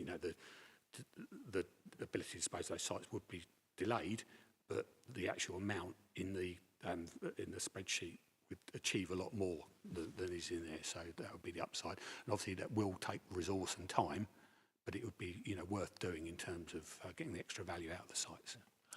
I think just as an adjunct to that is, I just wonder if some of these sites would benefit from the council putting in a change of use, and therefore the land becomes more valuable. So I'm thinking some of the I think there's odd bits of land that are probably industrial now, but we're not getting much economic use out of them. If we put a change of use in and then sell it as building land, then we might get a higher value if it was appropriate. Yeah, and that's, thank you, Chair. That's certainly something that the Corporate Landlord Board and the Council will look at in more detail once, and it's horses for courses. You know, some of the sites will be suitable for that. Some of them are leased for a long time, and there's very little potential. But we know that the head tenants would want to buy them and could release marriage value from them. You know, so every case will be different, really. But we will be doing all of that. Councillor Etheridge. Thank you, and thank you for that response. One very quick question in terms of the tenants themselves. What percentage do they pay towards the maintenance of the building that they currently have? And no doubt they have their own buildings insurance for any serious problems, and therefore there's a cost saving there to the council. I'd just like to know what that cost saving is. With these properties, at this stage of the review, we've been looking at the non-operational properties. Most of those are either unused or they're let, and the tenant is responsible for all of the repairs. So the repair bill isn't really there in respect to most of these properties. There's management and making sure people do their repairs, and if obviously a tenant goes bust, then technically we could be left with repairing responsibilities. But on the whole, that would be the next phase of the review, which will be considered by the committee and cabinet early next year, which would be the operational properties where we'll be looking at savings in future maintenance costs, etc. But this phase is really, we're not really responsible for repairs. And where we do insure the buildings, we can usually recharge the tenant back for the cost of the premiums and the excess as well. Thank you for that. So coming back to your statement, there are a number of buildings listed here that are operational, and you just said non-operational. I'm just trying to ascertain why the operational ones are on this list.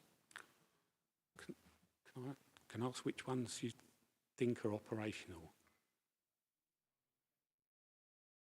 Yeah, okay. Yeah, maybe. Okay. Councillor Peake. Thank you, Chair.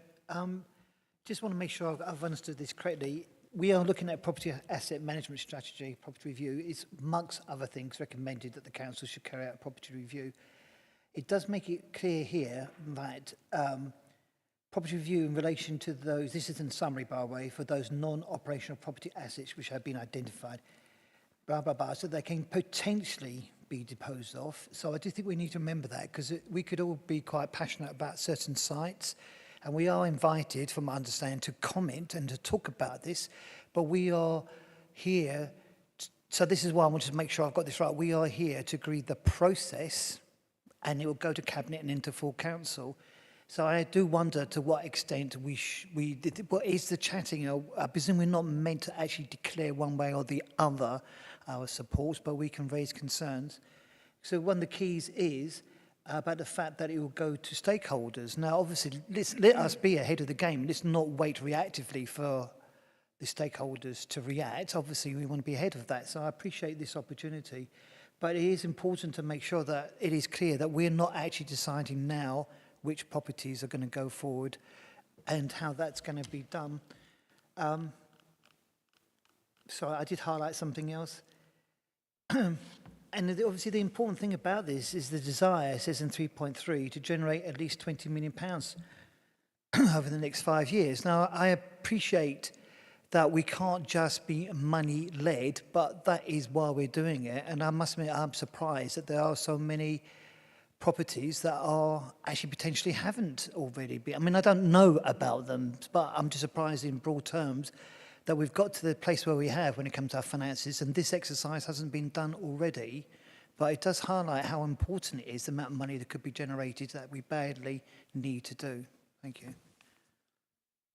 Thank you. Yep. In terms of the review of properties, I mean, some of you might remember me. I was the head of property for a few years ago at Medway and held that role for a number of years, and it was always an ongoing thing to review property and consider whether it should be disposed of. But you know, the council is a big landowner, so there's a lot of property that never did get disposed of, and lots of it is income producing, as you can see from the schedule.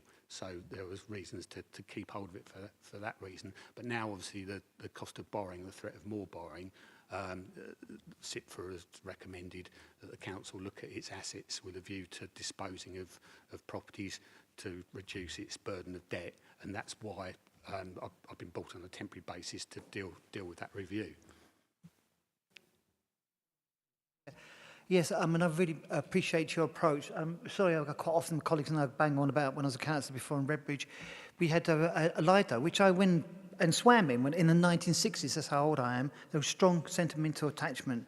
When we took over the administration, it was absolutely amazing to find out how much money had been literally wasted on a piece of property that had been mothballed but not repaired. So it wasn't just an accountancy exercise, its devaluation. It literally, as plants grew through the bricks, became wasted. And it's one of the first things we did, against a lot of bad publicity, but it was not retrievable. It was a waste of money. I just hope that we have never got to that point and we can nip it in the bud, as it were, before these properties actually become a significant liability. Thank you.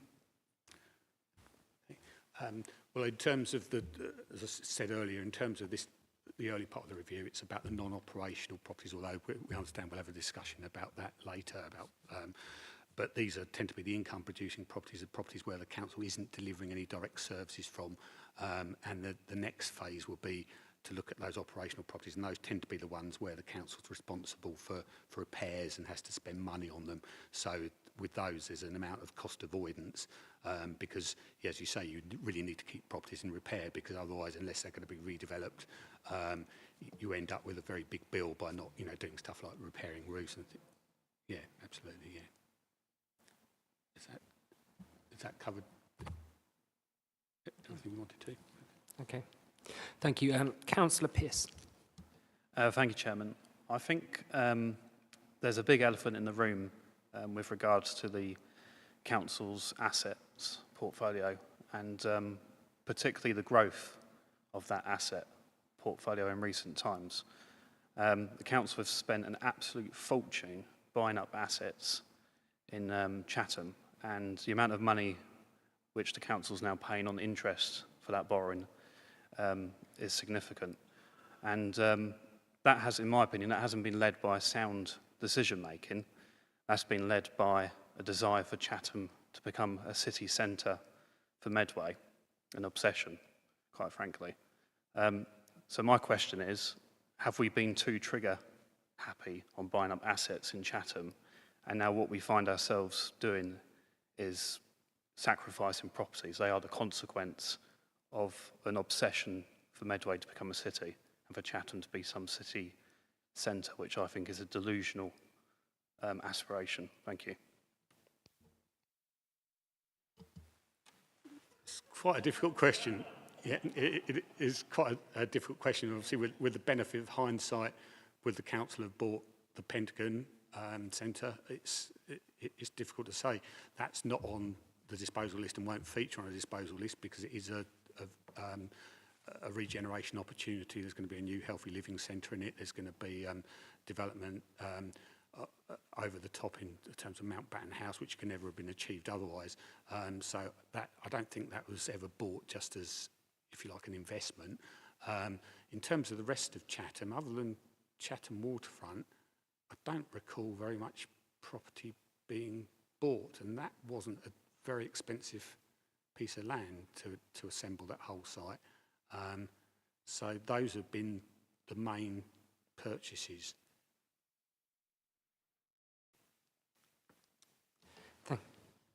Thank you for that. Councillor Campbell, please.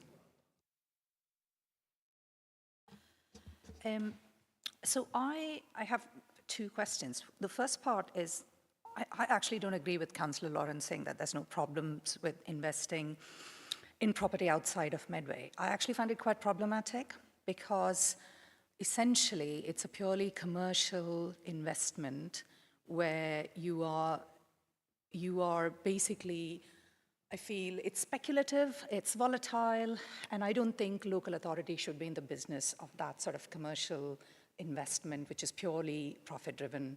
I shudder to think of some vulnerable resident somewhere whose home healthcare is somehow linked to some property value somewhere in Yorkshire. I don't think it's appropriate for a local authority to own property there, but I wait to be convinced on that. So given that, now that you're re-examining all the assets and you're looking at a strategy, what is your thinking around properties outside of Medway?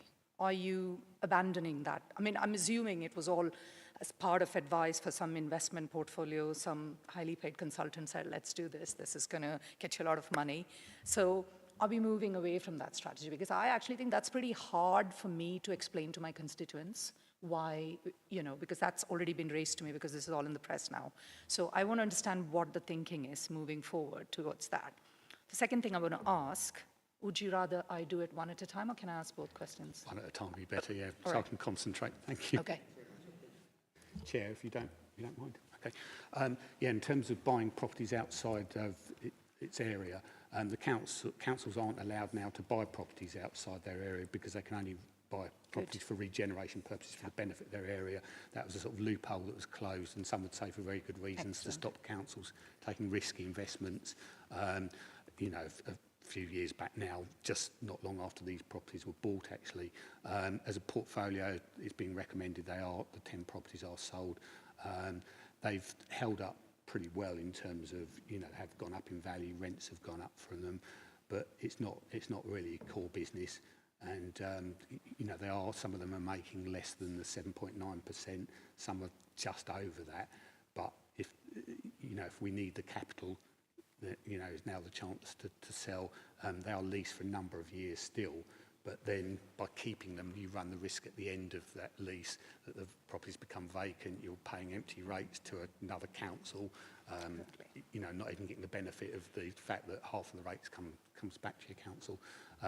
So yeah, they're recommended for disposal, and I can't see it would be very easy to buy properties outside your area now because you're only allowed to acquire, with regeneration purposes or for functions, and it's unlikely, although not impossible, that you'd have, functions outside your area. So I think going forward, it's unlikely. Thank you for that. That actually is quite reassuring. I mean, it's sad, the context. I understand why councils did that sort of thing because of the brutal cuts to their funding from the central government. And I know in Medway, since 2010, that was 91% cut in the revenue support grant. So I understand the context, why they did that, but I'm really glad that that's not going to happen moving forward. I want to ask about, I think this is the term, assets of community value. Is that the correct way to describe it? Are you considering in this strategy that there might be a lot of community feeling for some of those properties that, I don't want to talk about individual properties, I'm not talking about individual properties. In theory, in principle, would you consider some of these assets being handed over to the community because obviously it's not an immediate income generating thing, but longer term, the value from that, because, it'll tie in with economic regeneration and some of your other more strategic regeneration goals. So is that on the table? And if community groups do step up and say, we're interested in these properties, how would they get support from Medway Council? What support, advice would you be able to offer to them to make that happen? Because this does happen. There are lots of places where the community has taken ownership. And I think that's a great direction for us to go into. That's a good way to use council-owned assets, to make it available to the community. In terms of assets of community value and community asset transfers, quite a few properties on the list are already leased to the community, in terms of community groups, etc., clubs. Those would be offered in the first instance, the freeholds to those clubs for the ability for them to buy. Whether they can afford to or not is another matter, in which case there is it certainly used to be, whether there still is, hopefully there is, a council department that can help with sort of access to external grants and advice around that. We couldn't give them any property advice because, we're here to advise the council and not them, but certainly, we can probably give groups like that a little bit more time than we would, say, a commercial landlord of a property, to get their ducks in a row to buy the freehold of a property, which they already have been running anyway. I think moving on probably to the more operational stage of the review, there will be properties that groups will probably want to list as assets of community value. Doesn't necessarily mean they would want to buy them. but would mean that the council would have to go through a certain sales process and offer the properties to the community before they could just be offered to a private developer or owner, etc. So, but that's something I think that we'll probably need to discuss when we get onto the operational review. Does that answer? Yeah. Okay. Thank you. Thank you. Councillor Osborne.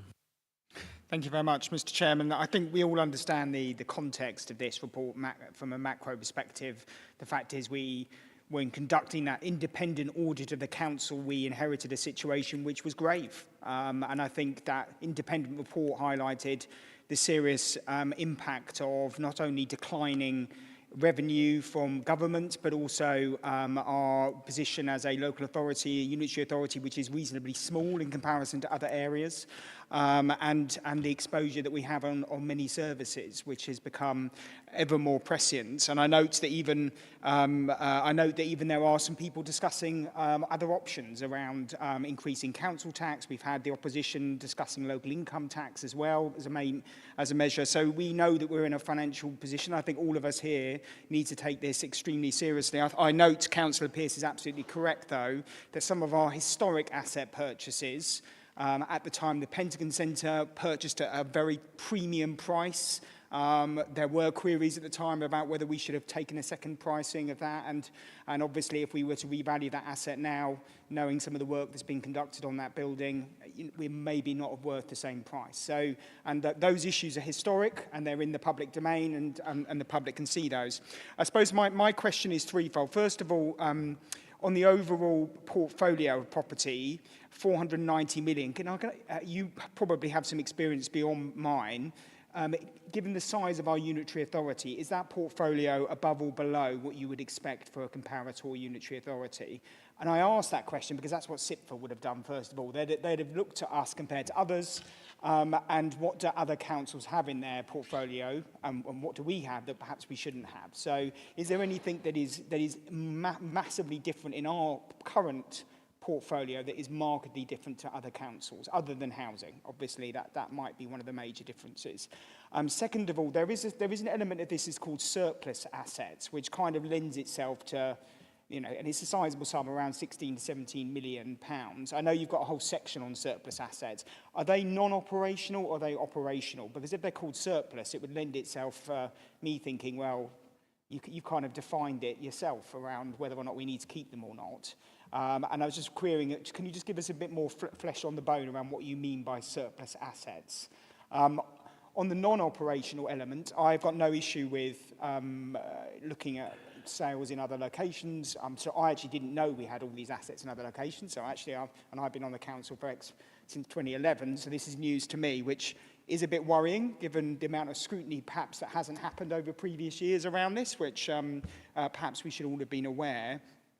But the query I have is around, and it's actually been lending across the way, is how are we going to, you've indicated that we're going to raise 20 million approximate. Have you got an envelope by which there could be an upper part of that valuation? So we could make 25 million, say, but also, if the worst comes to the worst, we could make less than 20 million, like 15 million. So have you taken into account because SIPFA are not going to be necessarily interested in how we make that 20 million, but if we go through this process once and we don't make that 20 million, that's a risk on this council. So are we confident that with this initial tranche, we are going to either make the sum that we have to make and or potentially get more from the sum?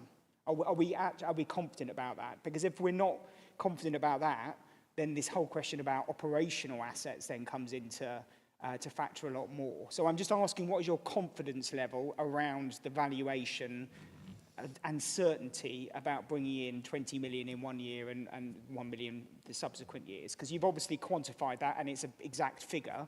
So can I just ask you about your certainty on that? Chair, I'll work my way back, if that's okay with those questions. So in terms of certainty, you'll see from the report and also the spreadsheet that's attached as an exempt appendix that there's significantly more than £20 million worth of assets that have been identified for disposal. The valuations for those are based on asset valuations, so we will need specific valuations. However, we've got a high degree, bearing in mind the margins, between what's required and the properties that have been identified, providing that the decision is that all of those properties, or certainly the bulk of them, and certainly the most valuable ones, are declared surplus. I think highly confident that within time we can get those within the sort of 4 to 5 years framework that's been talked about. We could easily get that amount of money, which will hopefully then take some pressure off the operational portfolio review. But it's still important that we do that, because fallback position if we don't get the receipts from these. But that's where the revenue savings are going to be, and also the ongoing capital requirement as well could be reduced by selling off some of the operational properties where services are delivered, maybe non-mandatory services. But we've got a £20 million required maintenance figure, or nearly £20 million to be spent within the next few years. This won't help us with that, but selling some of the operational properties will help us with that. And that's going to be the next phase, and that's what we do. So back to your original question, I'm confident that we can get 20 million out of this, going forward. And the other thing was about the non-operational properties, which I think sort of blended into that really. Surplus assets are really properties that aren't used for anything, that are available to sell, and could be sold. There's also properties, there's a bit of a blur around this, like for instance Rochester Riverside, that whilst it's not surplus, it's a regeneration property, there are receipts coming forward from that over the years through a development agreement. That factors into some of the receipts as well. In terms of the size of the portfolio, I could only say really that I know the portfolio at Thurrock Council across the river was smaller, but it was a smaller area than here, less population. It's really difficult to compare, like with like, really, because you've got a different population level, different level of land values in an area, different services that we provide. And I don't think there's any benchmarking I'm aware of where, it's really broken down per council, per type of property. You've got district councils, you've got county councils, they all own properties for different reasons. Whether that really helps us, I think the thing is, we need to find at least 20 million. We've identified a way that we can do that without actually having to close any operational buildings, albeit we will be losing rental income. However, that will be more than compensated for by the reduction in interest that we'll have to pay. And also, just to mention that point again, the final decisions in respect of properties will be made by the director in consultation with Corporate Landlord Board, so we'll make sure that we're getting the right price for the properties rather than having a fire sale. And again, that's why there's a period of time to sell the properties, and that's also why we've gone above the target, because the danger is if we'd only identified £20 million worth and only looked at the properties that are performing way below the 7.9, then we might not meet the target, and we don't want to be in that position, frankly, do we? So does that cover everything you wanted? I suppose my question was, I appreciate every council will have a different portfolio, but my query is on the general, I'm not going to say general, but is there 490 million, the public will see if we have 490 million pounds of assets, and then might query, well, wait a minute, you guys are also saying that you're in serious debt. So, whereas, and I'm trying to understand whether that is a normal figure for a unitary authority of our size, or is it that when any one of that, for instance, any piece of that pie chart, would you expect the council unitary authorities to have 20 million in libraries or 50 million in leisure centres or whatever? Is that something which you've given advice on as well as disposals? So you're purely giving advice on disposals? That's right, and that's the sort of background I'm coming from. I would say in terms of valuations, they have to be handled with a degree of caution, because there's a lot of property there, whilst it's book value, it's not actually liquid property that you can sell, and that's again why we've looked at the non-operational properties first, because there's, for instance, there's schools in there, etc., which are quite often done on a replacement cost basis rather than what they're worth, and also it's academic because we can't sell them anyway, and that's. Sorry, I can't answer the question in terms of benchmarking other authorities, but what I can say is the method that we've taken in looking at the review of the properties is one that's been recommended by SITFA, and to be honest, it's a common sense approach. You look at the stuff that has less impact on the services you're providing for local people first, and then, if you don't get what you need, then you'll look at the operational properties after that. But we are doing both, and there will be further work on the operational properties. But hopefully, by freeing up these properties for disposal, there won't be so much of an impact on those operational properties. Thank you. I have Councillor Cook next, but then I'll come to you, Councillor Pierce. Coming to me now. I'll say thank you, Chairperson, with the deliberate. Thank you very much. And again, just being kind of explicit on what I'm hearing. So, being really blunt, it feels like we're balancing three things. It feels like we're balancing our kind of ongoing property asset management and the kind of prudence and sustainability and sensible decision making there. We're balancing the reality of the financial situation that we're in, and we've spoken about, and Councillor Campbell, mentioned the history of that, and the reality that if we don't get this right, we lose our mandate to do everything else.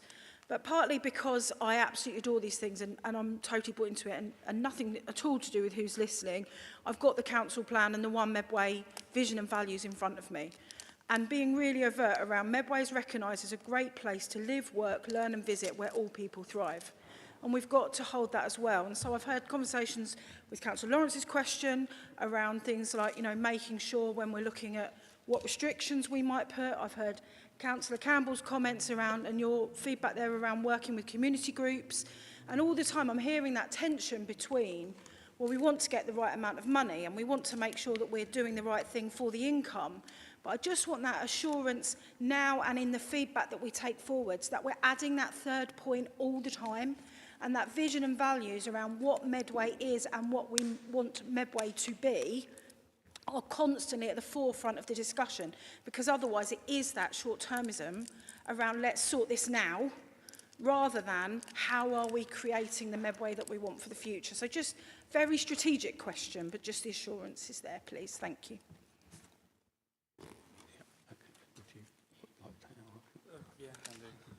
I guess just quickly in response, I suppose the driving principle for the strategy is around serving our residents. So it's that which underpins everything else that we're doing. And you're quite right to raise the point. And everything that we're doing that kind of connects back up, if you like, to the corporate management team kind of reflects the driving force of the council plan. So you're absolutely right to raise the point. And I think when you look at the way in which the strategy is structured, that is the first and foremost as a principle upon which we're building everything else. Does anyone want to come in on this general section of the principles and the process of it? Oh, Councillor Pierce, sorry, yeah, come back. Thanks, Chairman, for letting me come back in. On the property asset management strategy, page 14, under point 7, called Operational Property Review, there's a very interesting paragraph that I've just seen. It states, it is considered that very little, nothing will be gained from the disposal of schools, open spaces, parks, monuments, heritage assets, and allotments. So these assets have not been considered in as much detail as the other assets in this review. So my question is, why is there heritage assets on the list of potential assets that might be disposed of? Thank you.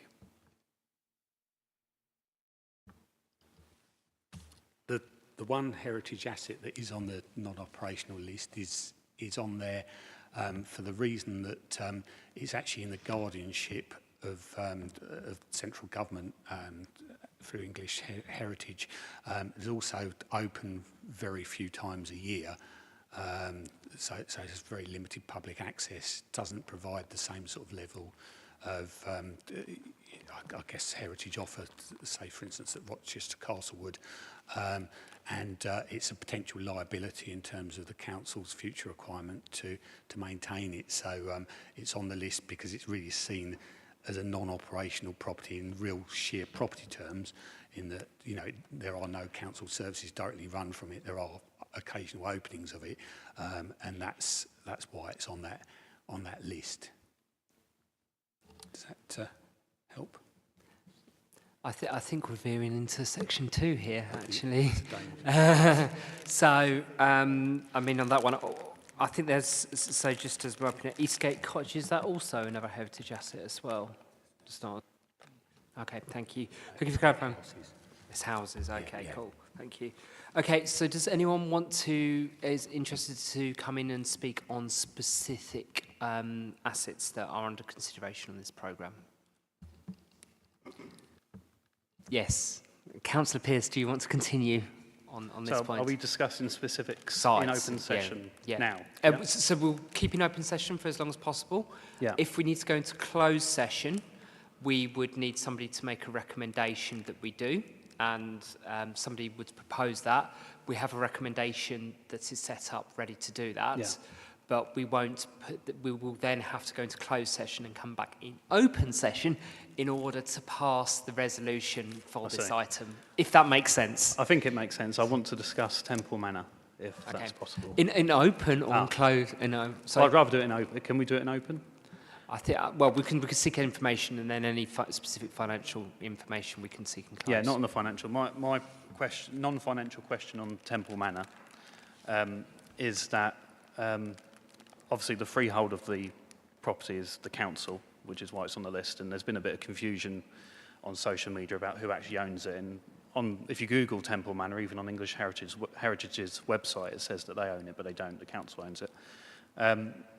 English Heritage did.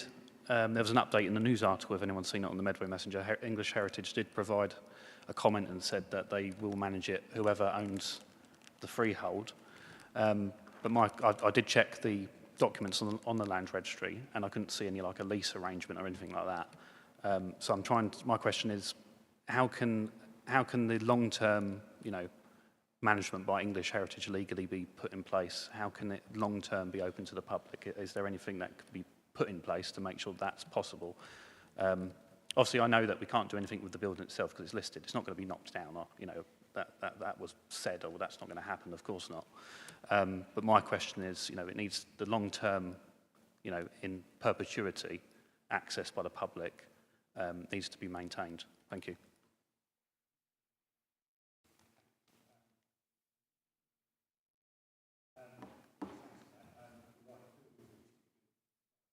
Building.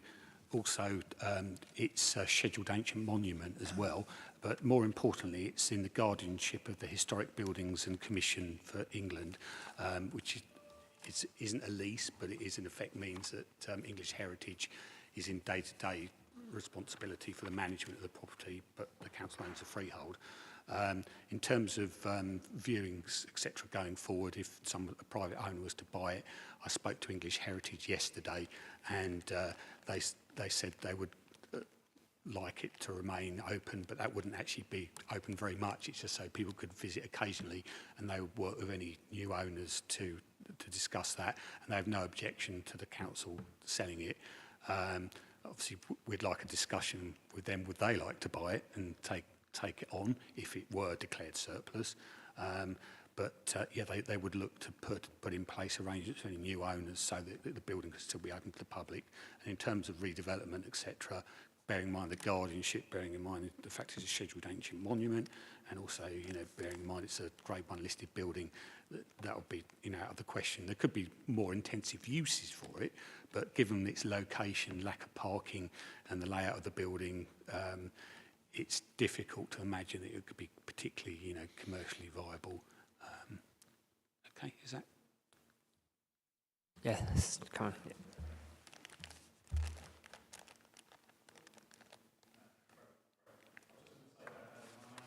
Sorry, for the sake of, if we've got enough microphone. Oh, there we go. It's on now. Sorry. Thank you. Yeah, thanks for letting me come back in. Yeah, just to clarify, my main thrust of, everyone will know this petition and everything is to try and keep it open to the public. My fear was someone purchasing it and then literally closing it off, and no one will ever see the insides of it ever again. And also taking into account that I think it was 2018 or 2019, the council did spend about £50,000 on refurbishing the building, putting in interpretation boards, etc. And long term, that needs to stay open to the public and have access to it long term. Thank you. Thank you. Councillor Lawrence, I see you. Chair, it strikes me that Temple Manor should just be taken off the list. The only people who are likely to buy it would be someone like English Heritage. I think it's creating a lot of commotion in the community that's entirely unnecessary. So if I could make a direct recommendation that we remove that one from the list.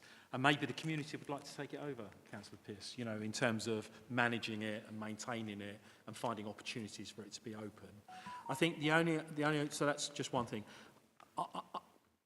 I think interest rates, and from Audit Committee, you know, we're talking about interest rates going down. I think this report should go to, when it goes to Cabinet, should go with a number of scenarios so that the Cabinet can see what would happen if interest rates do come down. There's a lot of talk about regular cuts in interest rates, maybe going back down to 3%, as low as 3%, sometime next year or the year after. And I think that might have a bit of that will change some of this.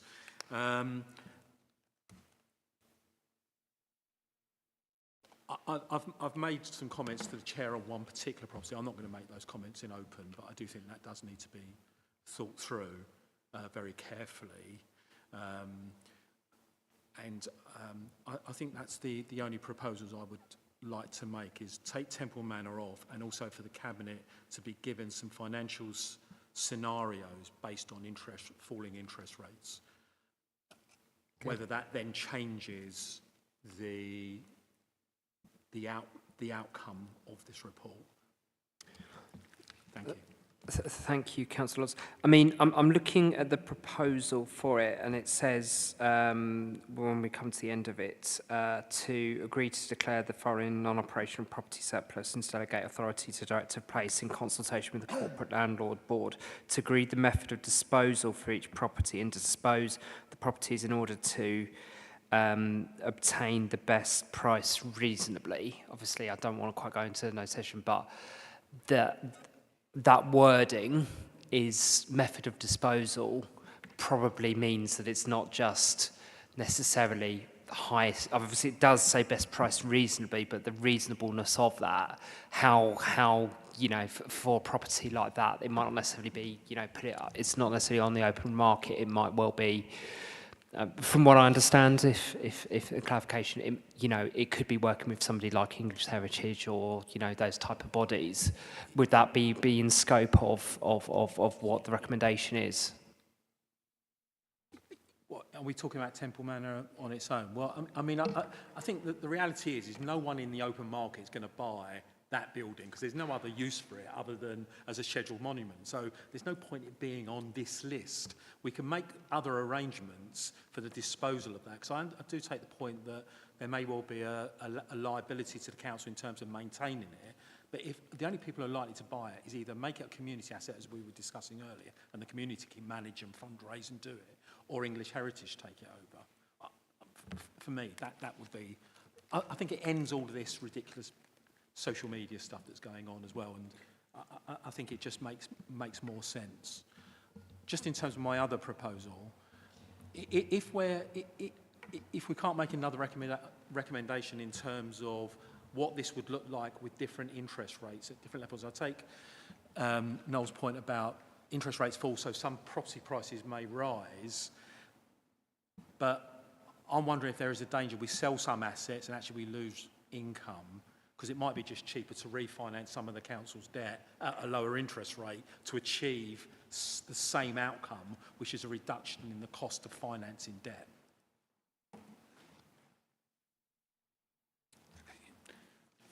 Yeah, it's something that Corporate Landlord Board and Adam, in consultation with Finance, will need to look on a sort of case-by-case basis, because obviously interest rates will change over time. If we did a piece of work now, it would be a huge piece of work. It would be a mere snapshot. But it is a very important point going forward that, you know, if, for instance, the return that we can get by selling a property and paying off debt is less than we're getting in rent, obviously allowing for management costs, allowing for the risk of, you know, renting, which is riskier than paying off debt, then, you know, we shouldn't be selling that property. And that's why the recommendation is couched in that way, that, you know, this isn't the final decision, it isn't a fire sale. We're not just selling stuff for the sake of it. Bearing in mind we do need to raise money. It's a iterative process which will be based on the facts at the time. And obviously it doesn't apply to all the properties, only the income producing ones, because for instance the redevelopment sites that you mentioned earlier would be different. But yeah, no, that's a good point, and it is. I think it is covered in the report that CLB, etc. But maybe there's consultation with finance, which would need to be done anyway. But you know, would definitely be part of the process too. We don't want to do a Gordon Brown and sell gold off at the bottom of the market. That's what I'm saying. I could talk about other former prime ministers, don't worry, and Councillor Lawrence. So is there anyone else who wants to come in and speak? Councillor Etheridge. Thank you. My PC died out power because of the crap things that we've got. A quick question in terms of the parcels of land that may have been identified. As a council, that we own them, why aren't we putting in a planning application for outlying planning permission for these and then selling them at a higher price? Again, this will be something that will be considered by the board, and it's horses for courses, not appropriate in all cases, but to establish the principle of development is important. We wouldn't want to spend a lot of money and have a lot of delay in getting a detailed consent, because we'd be prejudging what the market might want to do with the site, but certainly promoting the possibility. What we've done in the past sometimes is an outline consent where it's possible, other times a development type brief that we agree with the planning authority, so we sell it with the benefit of that, so that whoever's buying it is taking some of the risk away and therefore prepared to pay more. But yeah, it's horses for courses really. Some of the sites will definitely need planning sorted out on them. Others, you know, for instance, a let for a long time wouldn't, you know. So yeah, that's certainly something that will be considered as part of the whole disposal process. We wouldn't want to sell a site for, you know, very little, and then find out someone turns it and gets planning permission and makes a lot of money out of it. But that is fairly unlikely to happen, because if you sell land in a competitive way, people will bear in mind the marriage value, the uplift from, you know, development and hope value, and will bid, particularly if they know they're in a competitive environment, you know, like an auction or closed bids, etc. But no, it's a very good point. It will be taken on board. Smaller plots, self-build. Surely a number of self-build opportunities could be promoted here. Something we can look at, but most of those pieces of land, it wouldn't. They're either, you know, let long term for and producing rents, or they're quite big parcels of land. So there's not the smaller plots available. That's tended to be the sort of thing that the council's done over the years to help bring in capital receipts. Has looked through the portfolio in quite some detail to get some of the smaller sites away. I'm not saying they aren't still out there, but the purpose of this exercise was to sort of identify quite big, quick wins, you know, rather than sort of, you know, £150,000, just small sites that would take a lot of time to bring forward and to find and also promote, etc. But you're right, there is a demand for single plots, and they're at a premium. But yeah, I can't really see many of these pieces of land that would be suitable for those. Councillor Osborne. So 3 questions. So first of all, just a quick one on logistics. On 1.1.3, you've indicated that there will be additional staff for a period of up to 3 years. But one of the answers you said earlier, this could go on for a longer period. I think you indicated there might be longer lasting implications or transactions that might last longer, which then brings me on to my second question. Just in terms of the logistics of those new staff, where are they going to sit? Will they be specialists in asset valuation or property sales, et cetera, et cetera? I just wanted a bit more clarity on that, because obviously that's a revenue. I mean, you've capitalised it, but there's an implication there. My second one is a number of these sites obviously have tenants on. So I'll give an example. King's School Rochester, the Sterling Sports Centre is currently, we've rebranded that. It's got their logos all over it. That's one example. We've also got businesses on Gillingham Business Park, etc. So I suppose the question I have is around existing tenancies and whether or not those tenants now Are they being engaged in terms of the direct conversations? Because, you know, the query I would have is that what risk do they have in terms of being evicted from the site, or potentially having their rents increased? So is there some form of conversation happening around what this might look like? And I know it might be early days given this situation, but what I wouldn't want to see is businesses withdrawing because of their risk, because we're now putting them in a risk situation around their current property, when or they could just go and buy somewhere else. So we could actually lose tenants effectively from that. So I just want to know there's some certainty that this is being very carefully managed. And then thirdly, without again specifically linked to sites, I think there are some things here. I think residents will be surprised. Golf courses, farms, etc. Is this an exhaustive list? So are there, for instance, other golf courses that we're managing that are not on this list? Because if there are, I'll be quite interested to see the list of golf courses that we're managing at a time where we're in debt. So I suppose the query is that you've given me a list of assets you are going to sell. I mean, in some ways, I'd be quite interested to see the ones that you've discounted, just from the sake of, and the reasons why you've discounted them. Because in some ways, then you could make a better judgment about Temple Manor, and you could say, well, you've in this box, you've got these things which you've said that you want to keep. And I'm just trying to see. You've given us a rationale. I accept that because you're a professional, and I'm not an expert in this space. But I mean, presumably, you've gone through a lot of lists of a lot of things. So I suppose then is there some quantification or rationale that you've come to around this set of properties? I can understand some of them are not in this location, so that's but are there other properties in other locations which we're keeping? I suppose is the follow-on point from that. Take those. I'll work backwards. I think that's probably the easiest way, if you don't mind. Yes, in terms of properties outside the area, other than the sort of odd piece of land that happens to sort of spill over the borough, to the borough next door, there are no other properties that the council owns outside the area. It was just those 10. In terms of the non-operational review, there's a huge amount of properties still that are still recommended for retention, far bigger on the list for disposal, and that's because they're actually, producing a good return. So it would be, short-sighted to sell those. And those are all over the place. I'm quite happy for a list to be provided of those. It might be easier if you didn't mind, because I'm only part-time consultant, if you could follow up with an email to David England requesting him for that information, if you don't mind, Councillor. So that's a situation in terms of the outside the area, and there are lots of other sites. We haven't got another golf course other than the closed one at Deangate Reach, but and we don't operate that golf course. It's let to a tenant, like most of the properties on that schedule. There's also coming forward, I mentioned earlier, the operational review of the operational properties. There'll be a long list of those. Again, that's probably something you guys are going to see in the spring.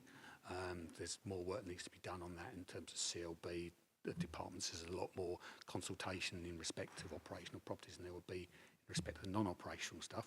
In terms of the let properties, which the bulk of these are, we've been in contact with the tenants of those properties already to let them know that this report's coming forward, and also to let them know, particularly where they're individual tenants, not so much of multi-let properties, individual tenants of properties, that they would have the opportunity to buy their property at market value or above. Obviously they're not going to get any favours in terms of buying the properties cheaply. In terms of their ongoing leases, if they weren't to buy the freehold and someone else bought the freehold, that new owner, their new landlord, would have to honour their existing lease. So if the lease has got however many years to run, with no break clauses, the landlord would have to accept that. Unless they could negotiate a deal with the tenant. And at the end of the lease, most tenants have security of tenure under Landlord and Tenant Act 54, which would mean that unless the landlord has grounds for possession, like redevelopment, and they've got planning permission, etc., they would be entitled to a new tenancy at a market rent. So the landlord couldn't say, I'm your new landlord, I'm going to charge you more than the rent you can afford to get. They're not allowed to do that. There's a court procedure to set the rent at a market rent. So if they aren't in a position, for instance, a landlord has got grounds for possession because he wants the property for his own use or for redevelopment, and he can prove that to the court, then he has to pay compensation to the tenant as well. So, you know, there's a package based on the rateable value of the property. Depends how many years they've been there. If it's under 15 years, they get 1 times the rateable value. If it's over that, they get twice. There's also compensation for improvements. So tenants wouldn't just be forced out even if they didn't want to buy. And in terms of staffing, they're discussions I'm having at the moment with the head of property because he needs more staff in his team anyway in terms of valuation staff, because there's been a number of people leaving, and it's a very busy team, and it's actually quite hard to recruit chartered surveyors at the moment. There's talk of one of his staff maybe seconding over to deal with the disposals because they'd know a lot more about the portfolio than, say, someone new, and possibly getting someone else as well. Those would probably, bearing in mind the nature of the work that's temporary, would probably have to be interim staff, because it's really difficult to get permanent staff of certain professions, let alone ones on a fixed term contract. You know, people can get interim work, and also interim work's good because if the person doesn't perform, it's actually easier to replace them and get someone new, even though it's a dearer day rate. It gives you the flexibility. And in terms of the length of the disposals programme, a lot of the work would be done by agents. So going forward, the need for a disposals team would actually reduce because the work would be placed with agents. They'd be acting like an intelligent client, really. So probably, you know, the more properties are sold, the smaller resource you would need, which again suits interim staff. And it means towards the end of it, hopefully there'll be a permanent estate management team who could actually just bring that function into their own team rather than have a separate disposals team, because it wouldn't be so much of a burden on their day-to-day work. The idea of having a distinct team is it actually gets something done, because all the time that you've got a very limited resource dealing with estate management work, they can't possibly do the disposals as well. And if you want something done quickly, you need resource to help you do it, and then that resource can go or be reduced, you know, the nearer you get to completing the job. And of course the agents would only be based, apart from initial valuation work and reports, they would only be based on a results basis. So if they don't complete a sale, they don't get paid, you know, so they're incentivised to get on. And Just coming back on that, if I can just, I'm looking at Adam here, just to assume, because this is quite an important programme for us, and you've given me some certainty, but also a bit of a yellow flag light around the team as it currently sits. You've said that they're very difficult to get people, some of the people aren't in place. Obviously, this is a big programme of work for next year and critical for us from a SIPFA perspective. I'm not going to rely on agents because they have other commercial interests at heart around valuations and pricing and trying to sell assets. So I just want to get some certainty that this is a management priority around ensuring that this team is in place in good time so that we can make sensible divestments which are sensible. I'm sure, and I'm not distrusting you, but as I say, you're interim as well. So and my concern is a lot of interim people, that's not necessarily a healthy dynamic when we're talking about a critical element of financial management. So I just want to just look at Adam to make sure that that recruitment process is ongoing and that we're in an okay place for next cycle. Thanks, Councillor Osborne. Absolutely, I can give you that assurance. You know, you just need to look at the numbers to recognise just how important this is to, as I said at the beginning, the future sustainability of the authority. So it's top of the list. Okay. Is there anyone who wants to come in on any other individual sites or anything else that in the public discussion? Councillor Gilbourne. Thank you, Chair. It was just a question on Capstan Farm. Obviously, it's in 6 different pockets within the plan. And of course, around that, there's lots of Capstan Country Park as well, which is council-owned, I assume. But I just wondered if that's the full extent of Capstan Farm, or whether there's other bits that you want to retain of the farm. That is the full extent of the let area, which is Capstone Farm. It did used to be a lot bigger, but a lot of the land had been taken into the country park over the years, and some small bits have been sold here and there, but that's the remaining area of the Couchman farm that's let. So it's not really a sort of a viable farm on its own anymore. No. And do you know what the length of the tenancy is on that at the moment? I think it's got a number of years to run.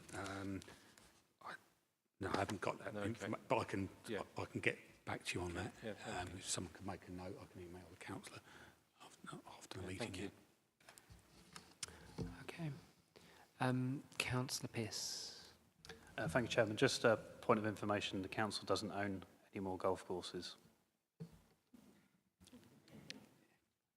Ooh, I was thinking Snodhurst Bottom.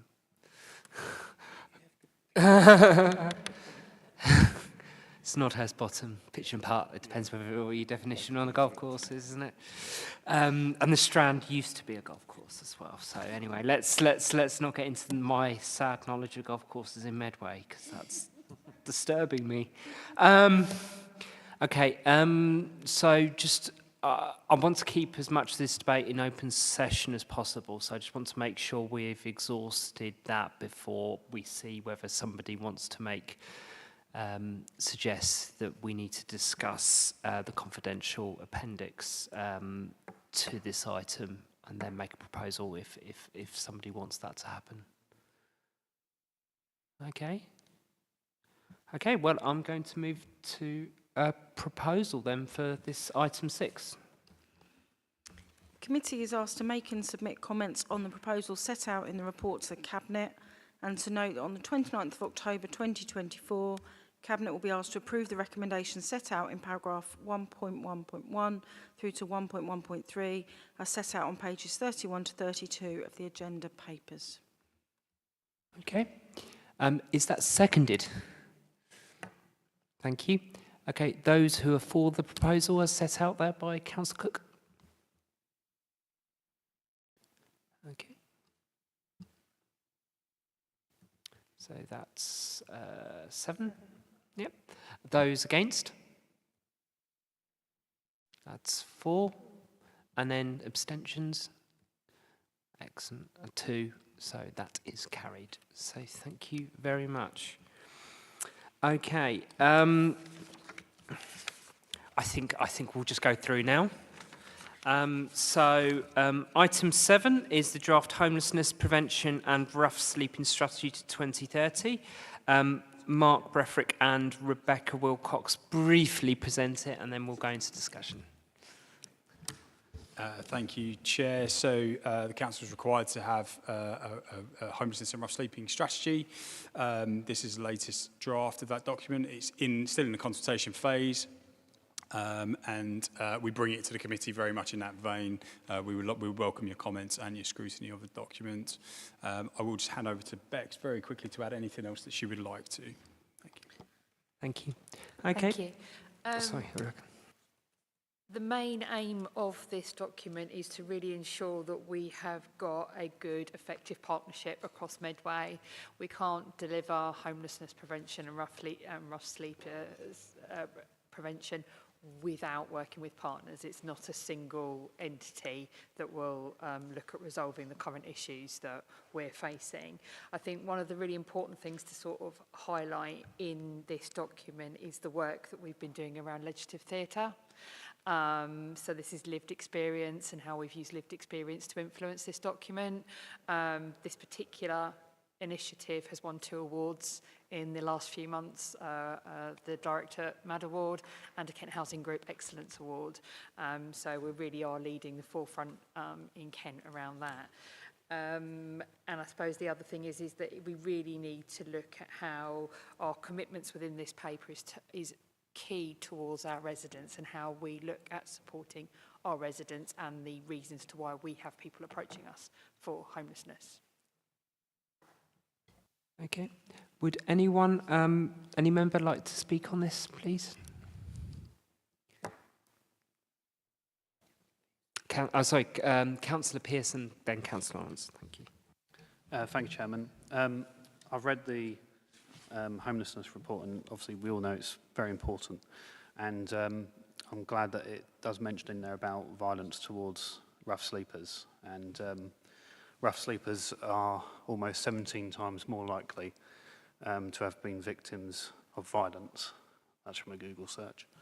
And it's also important that what we say in the public domain as well doesn't encourage violence towards rough sleepers. And I think people need to be careful with what they say on social media or in written statements or to other people. Thank you. Thank you, Councillor Lawrence. Thank you, Chair. I was just wondering what the principal differences were between this strategy and the previous strategy. If there was any overarching differences, or is this just basically an update? I'm just questioning the need to set up a lettings agency in competition with letting agent. We're awash with letting agencies in Medway. I can't see having another council letting agency is going to move the dial much.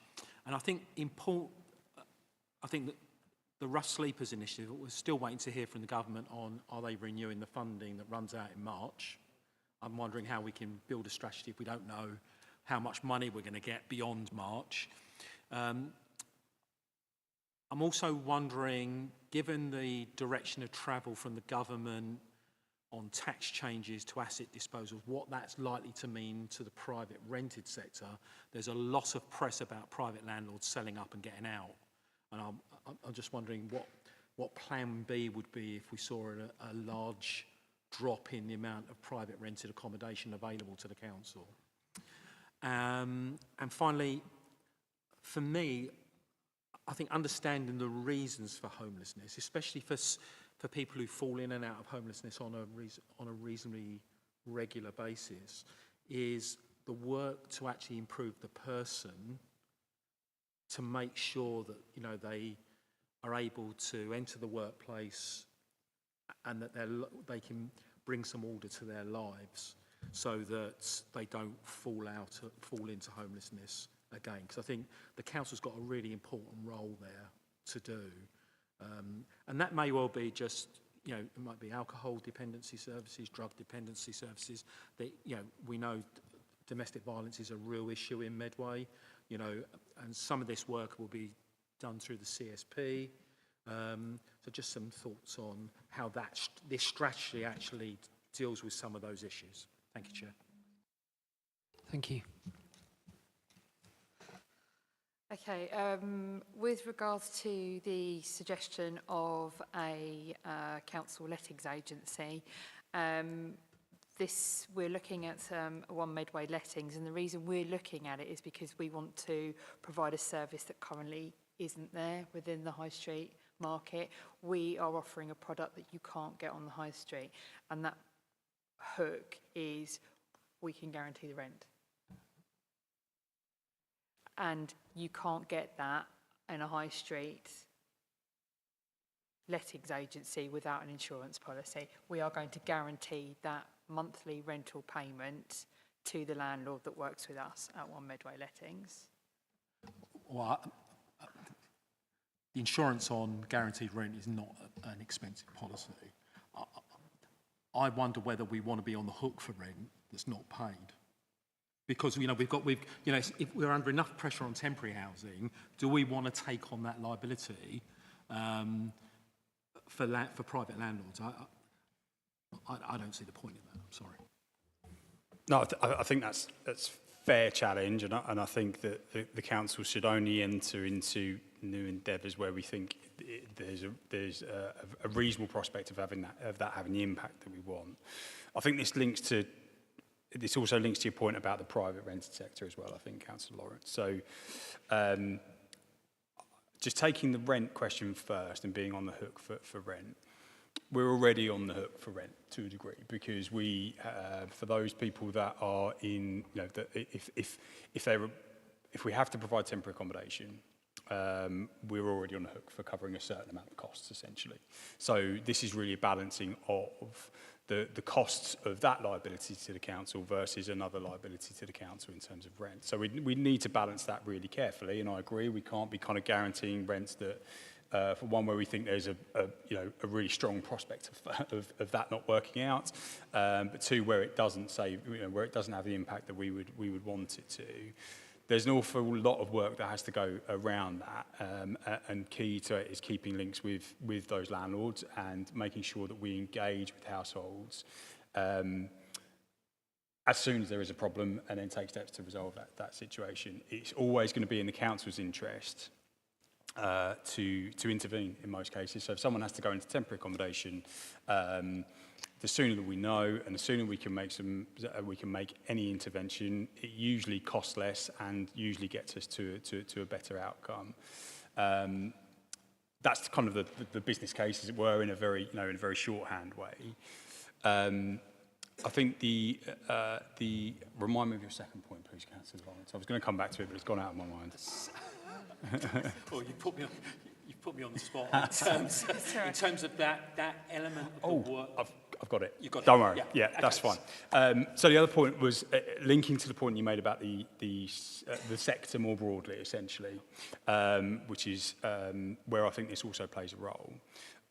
Since COVID, we've seen, and since some of the, that coincided with other tax changes and the landscape for private landlords, it also saw landlords just taking decisions that if they had a relatively small portfolio after COVID, they wanted to sell up and enjoy that money rather than having the asset, essentially. This offers, or in theory would offer, a way to de-risk landlords from further changes to some degree, not in all cases, but to some degree. Particularly with changes around, and I always get the name of this particular bill wrong, Renters' Rights Bill. It will offer landlords an option if they are concerned about that, the impact that may have on them. That it gives them an option to potentially, de-risk themselves from that by having a relationship with the council in respect to those properties. I think the other thing that we can offer is quantum, essentially. So in terms of the amount of people that we're trying to assist and the amount of budget that it takes to do that. We can take a view on our risks, essentially. So, and we know, so for a long time, we've offered deposits for people that want to move into the private sector. We offer that as a bond, so we take the money in year and we put it into a reserve. The call on that reserve is significantly less than 50% in all cases. And it could even be much less than that. So there's a view that we can take about the amount of people that we need to provide assistance to and how we kind of protect the council from exposure in that way. And I think just to add on to that is that as part of this, it will ensure that when we are looking at discharging homeless families into the private rented sector, we will carry out all the checks on that property. So they will have relevant checks, they will check all the compliancy. So we will not be taking properties that have got risk of disrepair, which will ultimately put more pressure on our private sector housing team. You also mentioned about funding risks around rough sleepers. This is why this document is also key, because it calls on others to support us in reducing the risk of street homelessness, in reducing the risk of homelessness across the board, because as it's quite clear with us, we can't do this on our own. So it's just to make sure that we can balance that out. The main reasons in Medway for homelessness is Section 21s, family and friend evictions, and yes, domestic abuse. So they're the three key areas, with Section 21 and family and friends being our two primary reasons. We're doing quite a lot of work around that. There's also potentially the implications of the Renters' Rights Bill around the removal of Section 21s. So it'll be how we can ultimately take advantage of what that bill is going to bring in, and the security around long-term placements, which is another reason for one Medway lettings. We're looking at minimum of 2, 3 or 5 year lets, so that we can, establish communities within Medway rather than, not allowing people to settle, not allowing families to embrace everything that Medway gives, because they've got that transient feel around the temporary accommodation. Yep.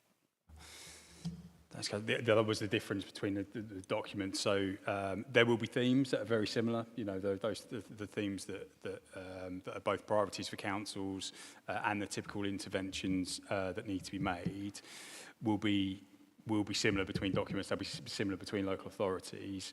It'll probably be, yeah, I probably couldn't list all the specific differences now, but what we'll do is we'll provide you with a note on that, if that's okay. Thank you. Councillor Osborne, please.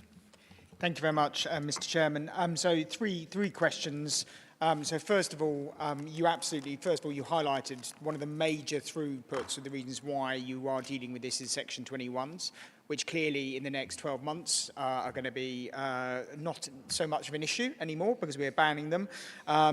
So the query is that are you, in terms of your medium-term projections, because you are suggesting that you're going to you're going to acquire assets. So you're making a position here, which I think is sensible. If you look at other neighbouring authorities, Tunbridge, Sevenoaks, Maidstone, they are trying to find accommodation for their temporary housing provision. There is a net demand for housing supply. So I think having a housing supply which we manage that is given to our residents, I think is the only sensible approach, because otherwise letting agents will just give it to other local authorities and we'll end up in a crisis situation, which effectively is where we've ended up. So I absolutely agree with the strategy. Asset acquisition is really important. Do you have a timetable around asset acquisition? In terms of, do you have a plan by the end of the year to have purchased 100 homes for delivery or 50 homes? Are you working with MHS, other housing providers to do that so that you do get that supply? When will we be able to judge that supply? You know, when will we see those 20 homes, 40 homes, 60 homes, 100 homes? Because we've set that strategy, but you haven't told us a time frame. I'd just be quite interested in that. The second of all is there are permitted development rights. We've seen this with Anchorage House. We know that this is a new, this is not going away. PDRs are staying.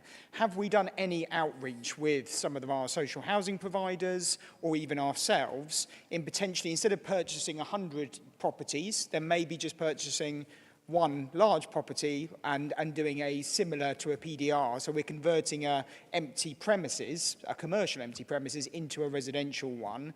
Is that something which we're also exploring as opposed to just 100 units that are separate? And with that proposal, is there any form of a partnership arrangement we could go in with someone else on that as well? Because if there's a capital element to this, which is a liability, which there shouldn't be because Cabinet gave you more capital elements to this, is that something we're also exploring, perhaps partnerships with others on that? And just thirdly, it was announced at our conference around armed forces are going to be guaranteed a placement. We have the Armed Forces Covenant as well. So can I just get some certainty, because I'm not really seeing that embedded in this report, and I think that is important for our residents that you know there are armed forces that should be given priority around homelessness. You know, I got collared by someone in Rochester, Blue Ball Car Park, who claimed he was a member of the armed forces and he was homeless for 4 days. And you know that shouldn't be happening if they are armed forces professionals. So I just want to see if the armed forces element of this is given some prominence. And just lastly, apologies, Mr. Chairman, we are seeing, because of the asylum processing, speeding up of that with the Home Office, we are expecting people to be leaving government premises where they're being supported in hotels and other types of environments because of the failure of the previous government to process these people quick enough. We are expecting a larger number of those people to come out of that environment and potentially be looking for accommodation. Are you aware of that dynamic, and is that going to have an impact on our strategy? Just the number of potentials that people, especially in Kent, given our location, is that dynamic potentially on your radar, and is that going to be a potential issue for us? That's my sort of 4 questions. Okay, with regards to housing supply and time frame, there's a number of different elements that will form this. So we have our enabling function, which is where we support planning with the Section 106 requirements, and also where our registered providers in Medway are building outright land development, self-land development. So they're coming through. There is the HRA development programme. Why we won't complete on any this financial year, we might just slip through with Britain Farm, the Truro development that we're doing with MDC. We have got phase 5 going through as well, which is another 37 units, and we've got a pipeline going forward with more HRA development. With regards to the capital injection that we were given in January. We have completed on 12. We have got 26 going through. And so we aim to get 70 by the end of this financial year and 75 and then 75 by the end of the next financial year. That's our programme that we're aiming to achieve. And we have just recruited to resource that so that we can enhance that pipeline.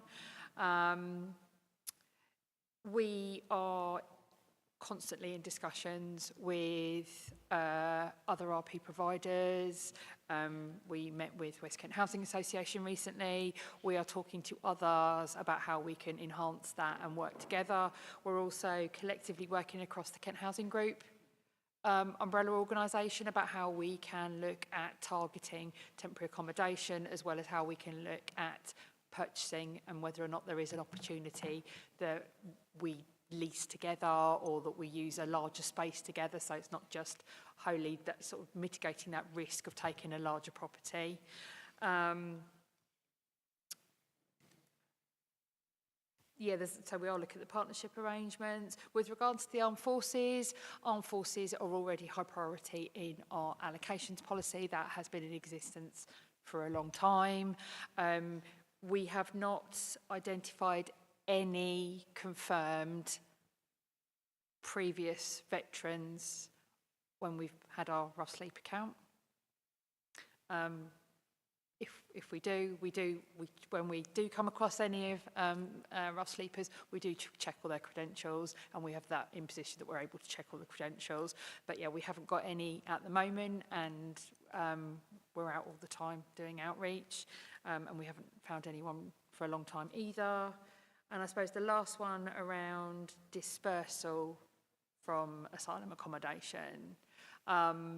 Limited at the moment, but it is on our radar, and we are mindful. We work very closely with the Home Office. We work very closely with the South East Migration Partnership. So it is all on our radar, and we are mindful of that. And I strongly feel that this strategy will allow us to have that flexibility because of the commitments that we're making to the residents of Medway. Just briefly. Just very quickly, in Manchester they have something called modular homes, which are funded by developers. 106 contributions go straight into effectively modular homes, which is delivered. We're looking at asset disposals in a previous item, so there is land available. I appreciate you're purchasing assets, your buildings, etc., but there requires a cost then to develop those buildings, modernise them, make them fit for purpose. That's one strategy, and clearly we're endorsing that. Has an alternative been looked at where you're looking at perhaps purchasing modular off the trailer approach in some ways? Because if this is seen to be let's just assume that this is a short to medium term problem, with the renters reform bill coming in, there's going to be a reduction in Section 21 notices, which will reduce demand.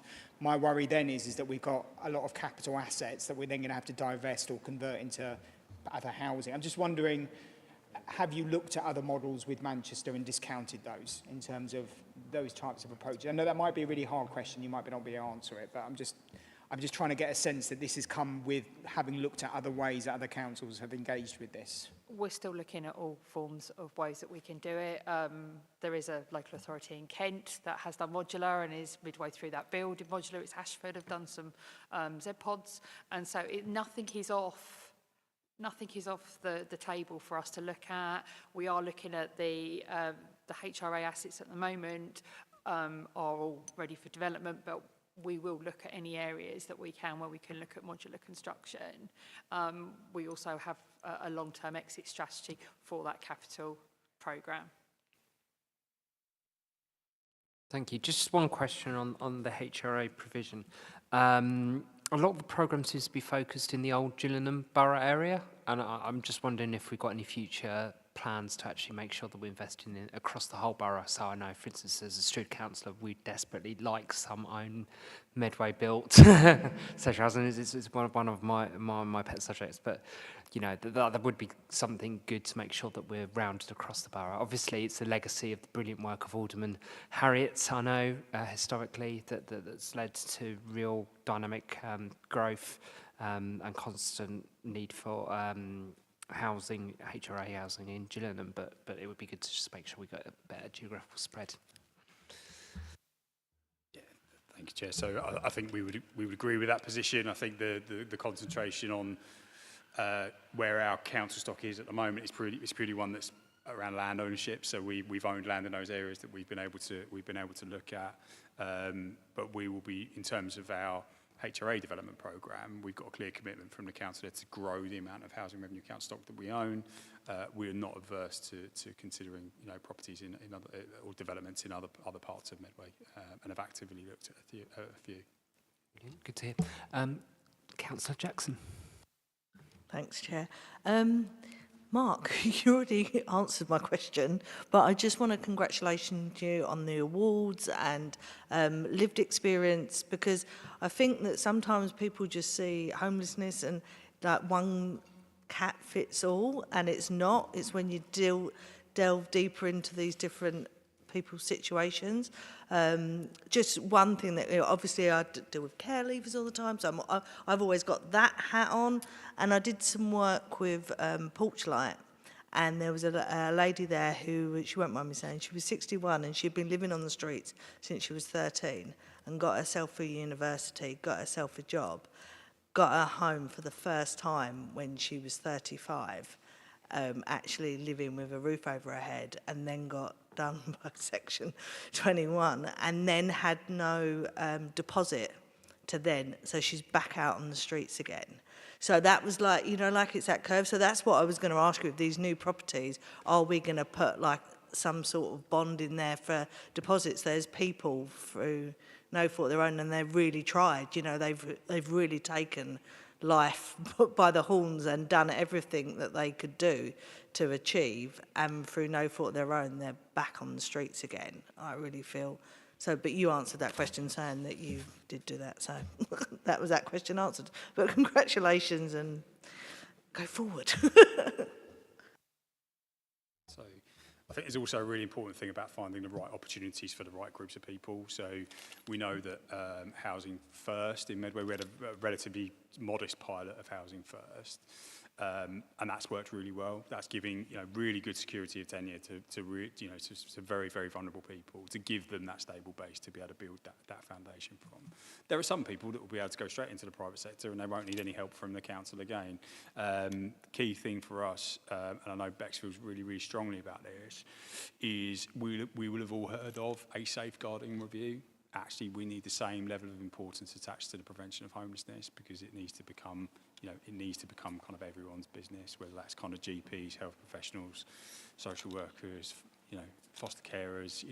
We need as early an insight into those households, those people, as we possibly can, because it's infinitely harder to unpick that situation further down the line. It's easier the earlier we get that information. And I think the really important thing about the legislative theatre piece, so one that came out of a partnership with the cultural sector. I think that's a really, and they've got a lot to teach the housing sector, essentially, about how we do things and how we engage. And we've often reflected, and I know, Councillor Campbell, you mentioned this earlier on, we've often reflected on consultation and how well we do that.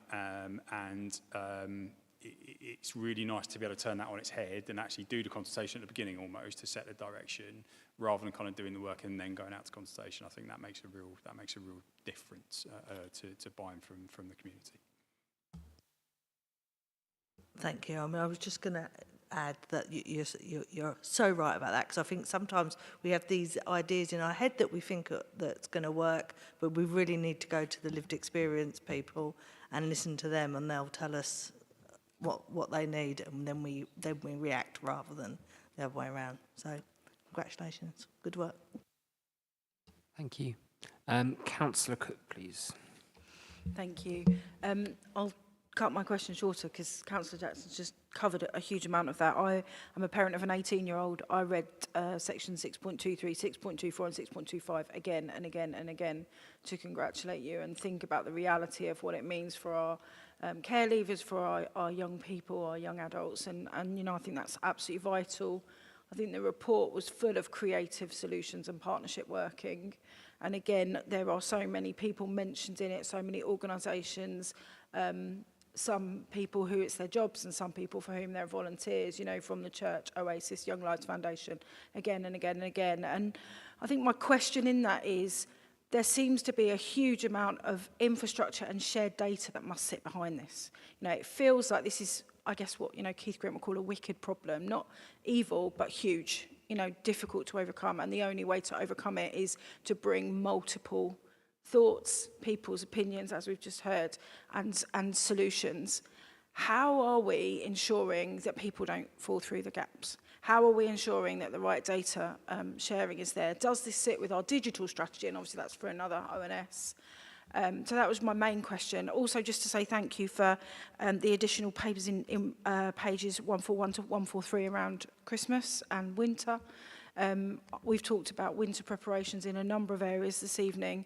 This is absolutely vital work and something that, you know, it was really helpful to have the feedback on. So main question there just about the wealth of data sharing and infrastructure that must sit behind this. Thank you. Yeah, so I'll touch on one piece, if that's okay, Chair, and then Bex, I'll hand over to you to talk about broader partners. So I think the question of data is a really interesting one. It's an area where we've got some work to do, but essentially through kind of Paul Boyd and our transformation team and digital team, and as a corporate management team, we've considered proposals about how we could do that.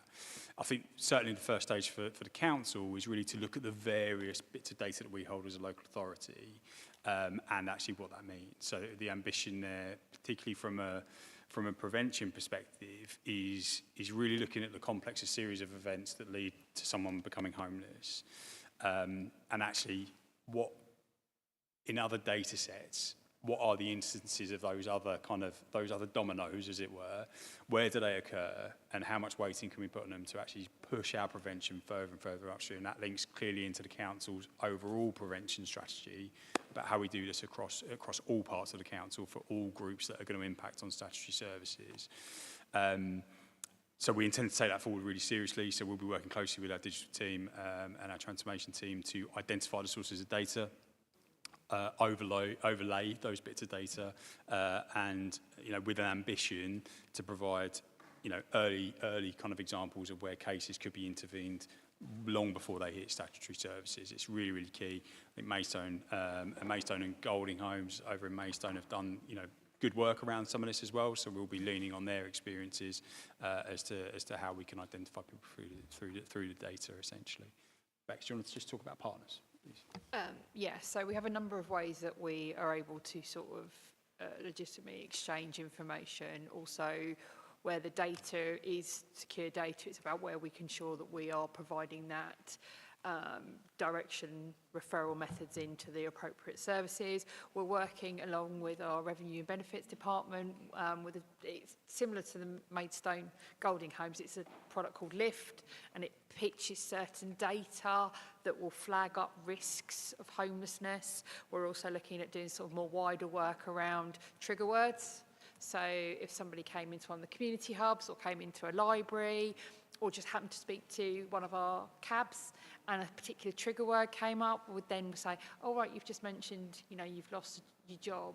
Are you, can I just check what accommodation you're in? Do you need any assistance in that? Can we, so that we can get that pathway, and as Mark said, that early intervention, because the earlier we can intervene, the easier it is for us to prevent and therefore not putting additional pressures on all the other services. But yeah, it's, as Mark said, it's a continuous process of matching all that data. And we also work very collectively with the rest of Kent. We have Hume, which is our product that manages our waiting list and our homelessness. And so that data is all able to be pulled. We can then look at patterns across Medway where we're getting properties, etc., etc. So it all feeds in. But yeah,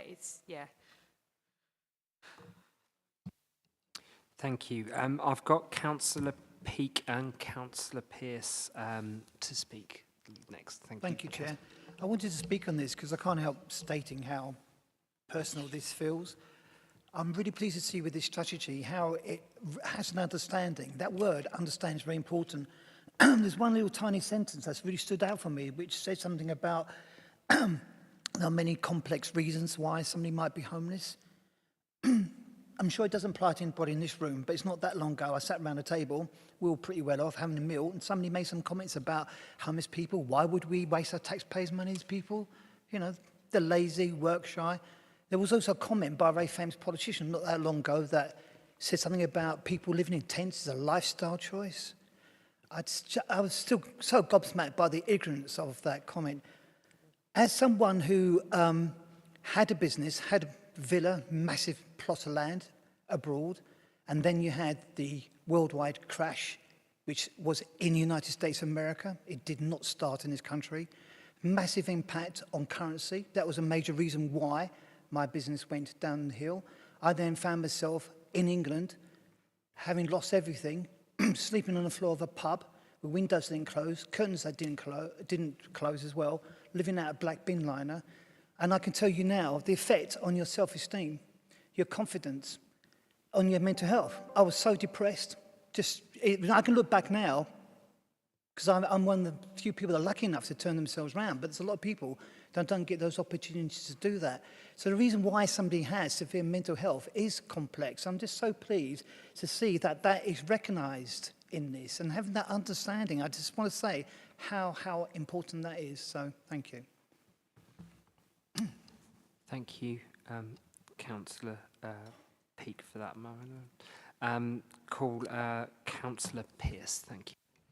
Thank you, Chairman, for letting me come back in. Just to say Sorry, just to note, there's no chairman on these committees. Oh, sorry. Okay. Thank you. Just to follow on from what Councillor Osborne said, I agree with the idea of these modular homes. They're sometimes called micro homes or pods, etc. They've been given all kinds of names.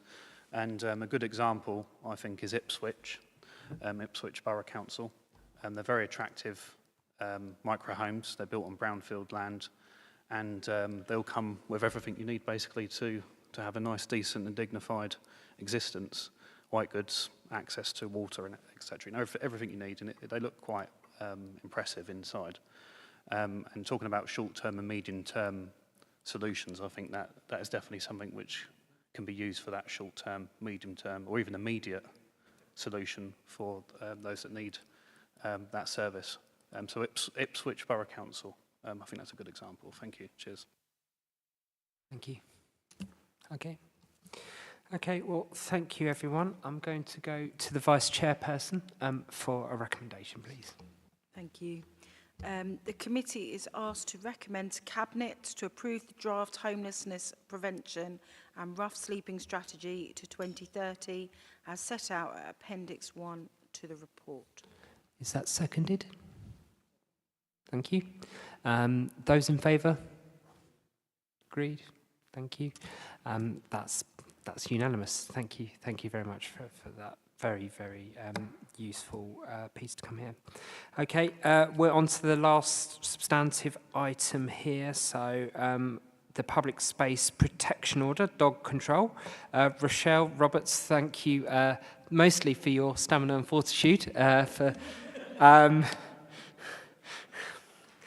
3 hours, 20 minutes into the agenda. Now is your time to shine. Thank you. My report covers the introduction of a Medway-wide public space protection order to address the behaviour of dogs in the public domain. Members are hopefully aware of the public space protection orders following the recent renewal of the alcohol control order and the new nuisance vehicle PSPO. There were previously a number of individual PSPOs that controlled the behaviour of dogs. However, these lapsed in 2023 and the latest in March this year. The proposal is for a new PSPO which will act as an umbrella for the control of dog behaviours across Medway and will be more transparent for those that are responsible for dogs. I would add that these controls would not affect the many but the minority who allow their dogs to behave in an antisocial manner. The aim is to ensure that all our residents and visitors can safely enjoy our public spaces. The proposed controls are dog exclusion zones, which are listed in Schedule 1 and are predominantly the same as the previous PSPO, but we've specified certain areas just to make it clearer because some of the enforcement on the previous PSPO was a little bit ambiguous with certain areas. Dogs on leads in specified areas, these are listed in Schedule 2. The main addition to this is cemeteries, that we recognise that people like to take their dogs to cemeteries with them, but we've received complaints and investigated cases of dogs causing damage to graves and fouling issues. Other controls are dogs on lead by direction, failure to remove dog feces at the time, and the maximum number of dogs to be walked by an individual at any one time to be limited to 4. We'd carried out a public consultation which saw 297 responses. It's worth noting that the majority agreed with all of the proposals listed on the PSPO. In addition, we've reached out to the Dogs Trust, Battersea Dogs and Cats Home, Kennel Club, Blue Cross and the RSPCA. All responses are in favour of the PSPO, as are the Police and Crime Commissioner and the Borough Commander for Kent Police. We anticipate that the PSPO will be an enforcement tool for officers responding to complaints of irresponsible dog ownership, but the report details other options for members to consider. The report goes into more detail, but I'm happy to take any questions. Thank you. Thank you very much. Any member? Firstly, Councillor Pearce, and then Councillor. Thank you, Chairperson. I agree with the item and introducing this PSPO, but the issue I've got is how are we actually going to enforce it? And I see in the recommendations and also in the report that there's potential to hire 1 officer for the whole of the Medway Towns and Peninsula. We definitely need more than just 1 to enforce this. And from my experience, dog fouling is one of the worst things you can to try and enforce. It's very difficult because you literally have to rely on the person that you're enforcing the offence to give you the details that you need to issue them with a fixed penalty notice, etc. So it's difficult to enforce even if you had someone in front of someone that's just literally fouled in front of you. You're relying on them to give you the information or follow them to their vehicle or anything like that, etc. So if we're going to do this, we definitely need more than 1 person, 1 officer, 1 new officer for the entire borough. You know, putting up some signs might deter it, but you actually need people on the ground being that visible deterrent to actually enforce this PSPO. But I agree with it, but the enforceability is a bit weak based on what I'm seeing at the moment. Thank you. Thanks, Councillor. With all public space protection orders, they're inherently weak. You know, you've got the same challenges across the board. What we've got in place that we can use is the animal control officers, and there's 2 of those, and they can have a function in this. We've also got our third-party enforcement body, which is district enforcement, and they can provide us with some resources. But it is challenging. Medway have over 150 green spaces, and it's not to say that it's going to be easy, but it's a tool that's available to deal with those situations. We regularly serve fixed penalty notices in relation to littering, and the same principles would apply. But what we're dealing with, as with so many of these things, is a huge geographic area and a finite resource. We've mentioned the potential for 1 officer, and that would be additional funding because it doesn't exist in the service as it is. Remember, with enforcement, you know, we always think of the pointy end. This is about advice, it's about education, it's about getting the majority of people overwhelmingly to comply. But as you said, it would be like trying to police the entire area with a number of people. We know it's annoying. In lots of the surveys that we do for the Community Safety Partnership, dog fouling is a problem. But just think of this not as a solution, as a tool that can be applied. Thank you. Councillor Campbell, please.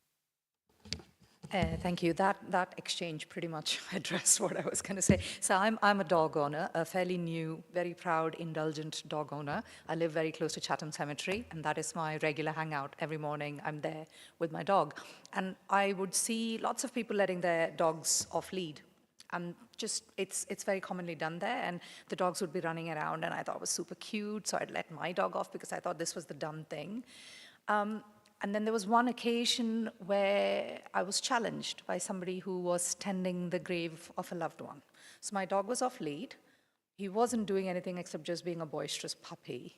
But this gentleman just came up to me and challenged me, and he pointed to a sign to say, look, it says dogs on lead. And I think that element of shame is what gets culture change and behavior change happening. I was mortified. I felt so terrible. I've got elderly parents. I would never want my mom or dad, if they're tending the grave of the other parent, to feel like that. So it did modify my behavior. So now I still see the other dogs there off lead, but I feel a bit smug and superior saying I'm not going to do that now. I've learned.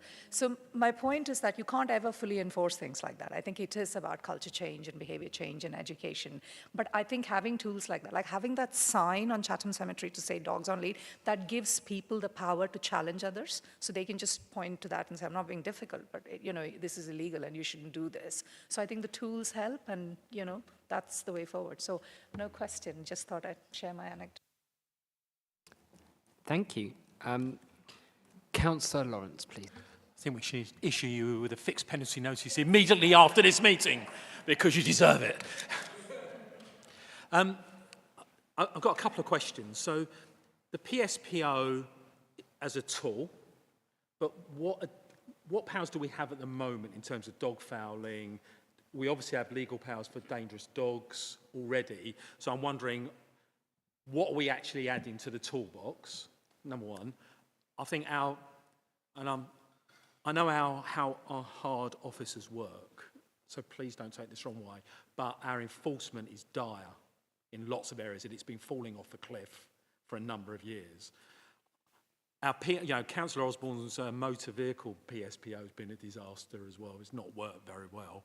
I don't think he will take responsibility for that as his time when he was the cabinet member. And I'm just wondering how effective the drink PSPO has been. I also question whether £10,000 is enough signage given how many sites there are. I just think we need to stop. We're introducing something that we're not going to enforce. People will just think, what's the hell? You know, even Councillor Campbell, you know, even with a sign up, letting her dog off the lead in the cemetery. I'm going to use this on a regular basis now, okay? So we've got an intelligent person seeing a sign, just, what are we doing? Genuinely. Thank you. Yeah. And it's only because I happen to have an email. So in terms of the nuisance vehicles, since that's adoption, we've issued 38 fixed penalty notices. You know, and that is with the available resources, and that's in partnership with Kent Police. But what there is a message that goes out that that's unacceptable. I know, but the most important thing for those people affected by that, there's a huge impact. And it's the same that when we get complaints about this, to the resources available, we can offer local residents a solution. If we don't have it, then it's a bit like having a toolbox and throwing away the hammer, because not everything requires an hammer. And I do appreciate that. It's a non-statutory element, you know, and it's one of those things that we do in addition, but if we don't have that tool in the back of our pocket, then when it is appropriate to use it, we've limited ourselves. So with all enforcement things, the idea is to make compliance, is to have Councillor Campbell. And lots of people intrinsically comply, because what we do is make them morally comply. It is difficult. Medway is a huge area. Things like littering are fairly easy to do, because most of it takes place where there's huge footfall. So we can focus those resources where there is. But if we get complaints, it means that we've got a means to address it. And, you know, it is appreciated that you recognise that this is a resource and issue. You know, throughout the message that we've got, we've talked about limited resources. We use what we do well. We've got our third-party enforcement agent. You know, part of that is there's a commerciality to that. So the ability to deploy them in a park in the off chance, but that will be an intelligence-led process.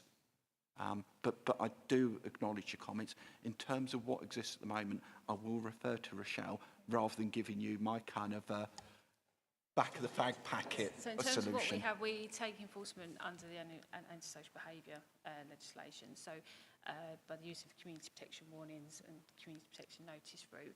But that involves obviously knowing who that owner is, where they live.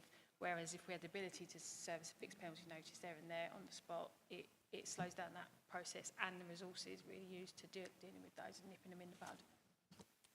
Yeah, and I could just say, it's just to say, don't think of this as a statement. Sorry, beg your pardon. Sorry, it's just to say, don't think of this as a statement as though we've solved this problem. It just allows us a doorway to solve those problems when we can. Chair, I'd be more minded to support this if we had the resources to actually put it into action. You know, we're not going to be following dogs around Medway, waiting for them to do their business and for the owner to walk off. So I'm going to be voting against this one. I think this is not the right time to bring this in. If we had more resources or had a better solution for the enforcement, I'd be very happy to support this. But I think the problem with this type of thing is we bring it in and we're not able to enforce it. And the people, you know, the minority of people who ignore authority generally, and Barnfield Recreation is an absolute example of that. You can issue them with notice, the police knock on their doors, and they're still doing it. All we're doing is, you know, the people who are going to ignore this will just keep putting two fingers up to the rest, and it's you know, to the community. So I'm not going to be voting for this one. I'm sorry. Thank you. Thank you.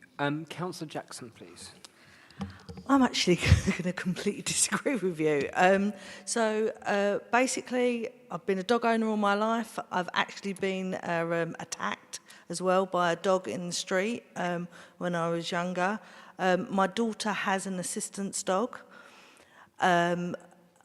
Me and Councillor Jones will tell you that we hear all the time that people don't want to go to Reed Common to walk their dogs because there's antisocial behaviour with dogs. And I feel like it's that old thing is don't do this because it's going to get vandalised. We have to start somewhere, and if people are then not taking notice and not doing it, we have our target audience that we then take the next step up. But when you have people, lots of special needs kids and older people that have got these assistance dogs are still frightened to go out and go into the high streets because of dogs off the lead, other dogs. So we need to start making a stand, and even if it's a small step that we can build on that step when we know where our targets are. And because I want to see dog walking in Reed Common, I want to see, you know, our open spaces and our high streets being used by people that really want to go out and use them. And I think, again, as a dog owner all my life, this is on the rise. It's in the news, and it's not just the dangerous dogs that are on the dangerous dog. It's owners that are not looking after their dogs, and I feel like we need to bring them to account, even if in the beginning it's not this big perfect thing, but it's something to build on. And I always say it's like a tap that's really running and pouring. We just have to turn it off a little bit, and then we can do the next stage after that. So yeah, I will be supporting this. Thank you very much. Councillor Cook. I'm going to join the band of dog-loving dog owners over here in the little queue of us in support of this proposal. I would like, however, just to speak up for dog walkers. And I've just done a search, there's 84 mentions. You know, this is as important in terms of getting people out to work and allowing people to work to have their fur babies looked after. It's a genuine concern. And there's a huge amount in here around alternative, you know, lists perhaps could be provided for people. I've seen huge amounts of feedback here. We've come to the number 4 in here. You know, why is it not 6? What can we do to ensure that this whole kind of community of business owners aren't penalised, and that there isn't kind of a pullback on our economy because people are struggling then to have their dogs cared for? At the same time, you know, I really welcome this because I have a really well-behaved dog generally, and when she's not really well-behaved, she's on a lead. And, you know, because this is our shared community. So, yeah, just really concerned about why it's 4, not 6, and what we can do for our dog walkers. Thank you. Thank you. I took the advice of some leading charities. I spoke to Dogs Trust. Is it on? Yeah, it is on. And that was what the recommendation was in terms of sort of being able to manage the total number of dogs. The same issues have been raised with professional dog walkers and the need for them to support dog owners. There isn't any plans as such at the moment in terms of sort of making an exemption for professional dog walkers, and there is sort of central government talk about including dog walkers into the animal activities licensing, which will sort of give some clarity on a professional dog walker as a service. But I followed advice with regards to the number of dogs, the maximum number of dogs, and that's why 4 was included in there. Yeah, sorry, and sort of with the neighbouring authority, looking at neighbouring authorities, Maidstone has also got 4, and I've looked, sort of researched a number of London boroughs as well. There are a number of PSPOs in place already with maximum number of 4 being included. Yeah, thank you for that. It's really helpful to know the thought behind it. I would just ask that there's, you know, continuing working with the industry and thinking about licensing, thinking about lists of provision, just to make as much support for those business owners as possible. Thank you, Chair. Thank you. Councillor Osborne. Thank you very much. I wouldn't say Mr. Chairman, because you're not a chairman, I'm chairperson. I'm happy to now clarify that after. I do have to say, of course, the dog PSPO comes after a number of years, including under the Conservatives who proposed dog PSPOs previously. So it's quite interesting. I wonder if your leader, Councillor Perfect, has given you permission to object to dog PSPOs, given you guys are the ones who tabled them in the first place. But there we go. It's a joined up opposition, if ever there was. But the reality is that you are, where you are right, however, is on, of course, resourcing. We know that all local councils have suffered significant reductions in revenue support grant, 92% in our case, and that does put pressures on very small teams to deliver. When it comes to the motorised vehicles, obviously we do, that's a very separate PSPO, involves Kent Police, Section 59s, and I know Kent Police and our blue light services do some excellent work, and we all have a responsibility in this room, as is the case in Barnfield and elsewhere, where the police are working very closely with residents in a positive way to try and deal with these challenges and not just jump opportunistically on a bike and pretend it's a widespread issue, when actually many of these problems are long-standing and we all have that responsibility as community champions to deliver that. But on this, I know I have raised this before, the use of a third party. I'm very keen on the use of third parties because using the Tunbridge and Morning Borough Council example, they've got 2 or 3 uniformed officers that go along Snodland High Street as an example. It's celebrated in the press. We see that in Tunbridge extensively. I know in Canterbury they've had the opposite experience where these guys have been, or girls have been, overzealous by fining people for, doing things which so there is always a balance to be had.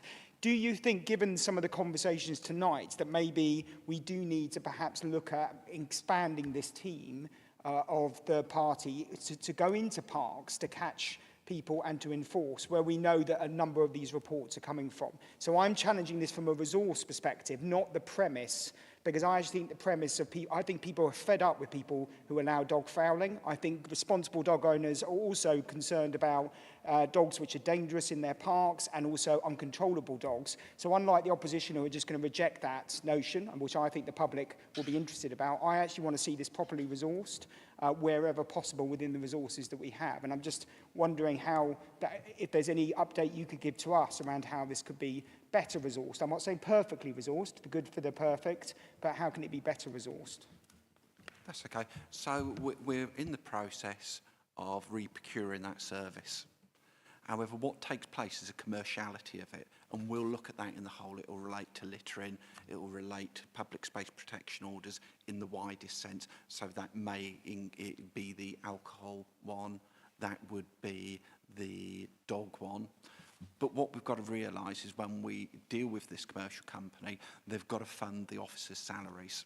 So inherently, that's weighted towards the high street where we pick up lots of income from littering because there's footfall. However, what we can do is we can give a blend of that where it's offset with a presence in our parks and green spaces, so it will provide us with that resources. But I go back to the original question that I got answered. It's a phenomenally difficult thing to enforce.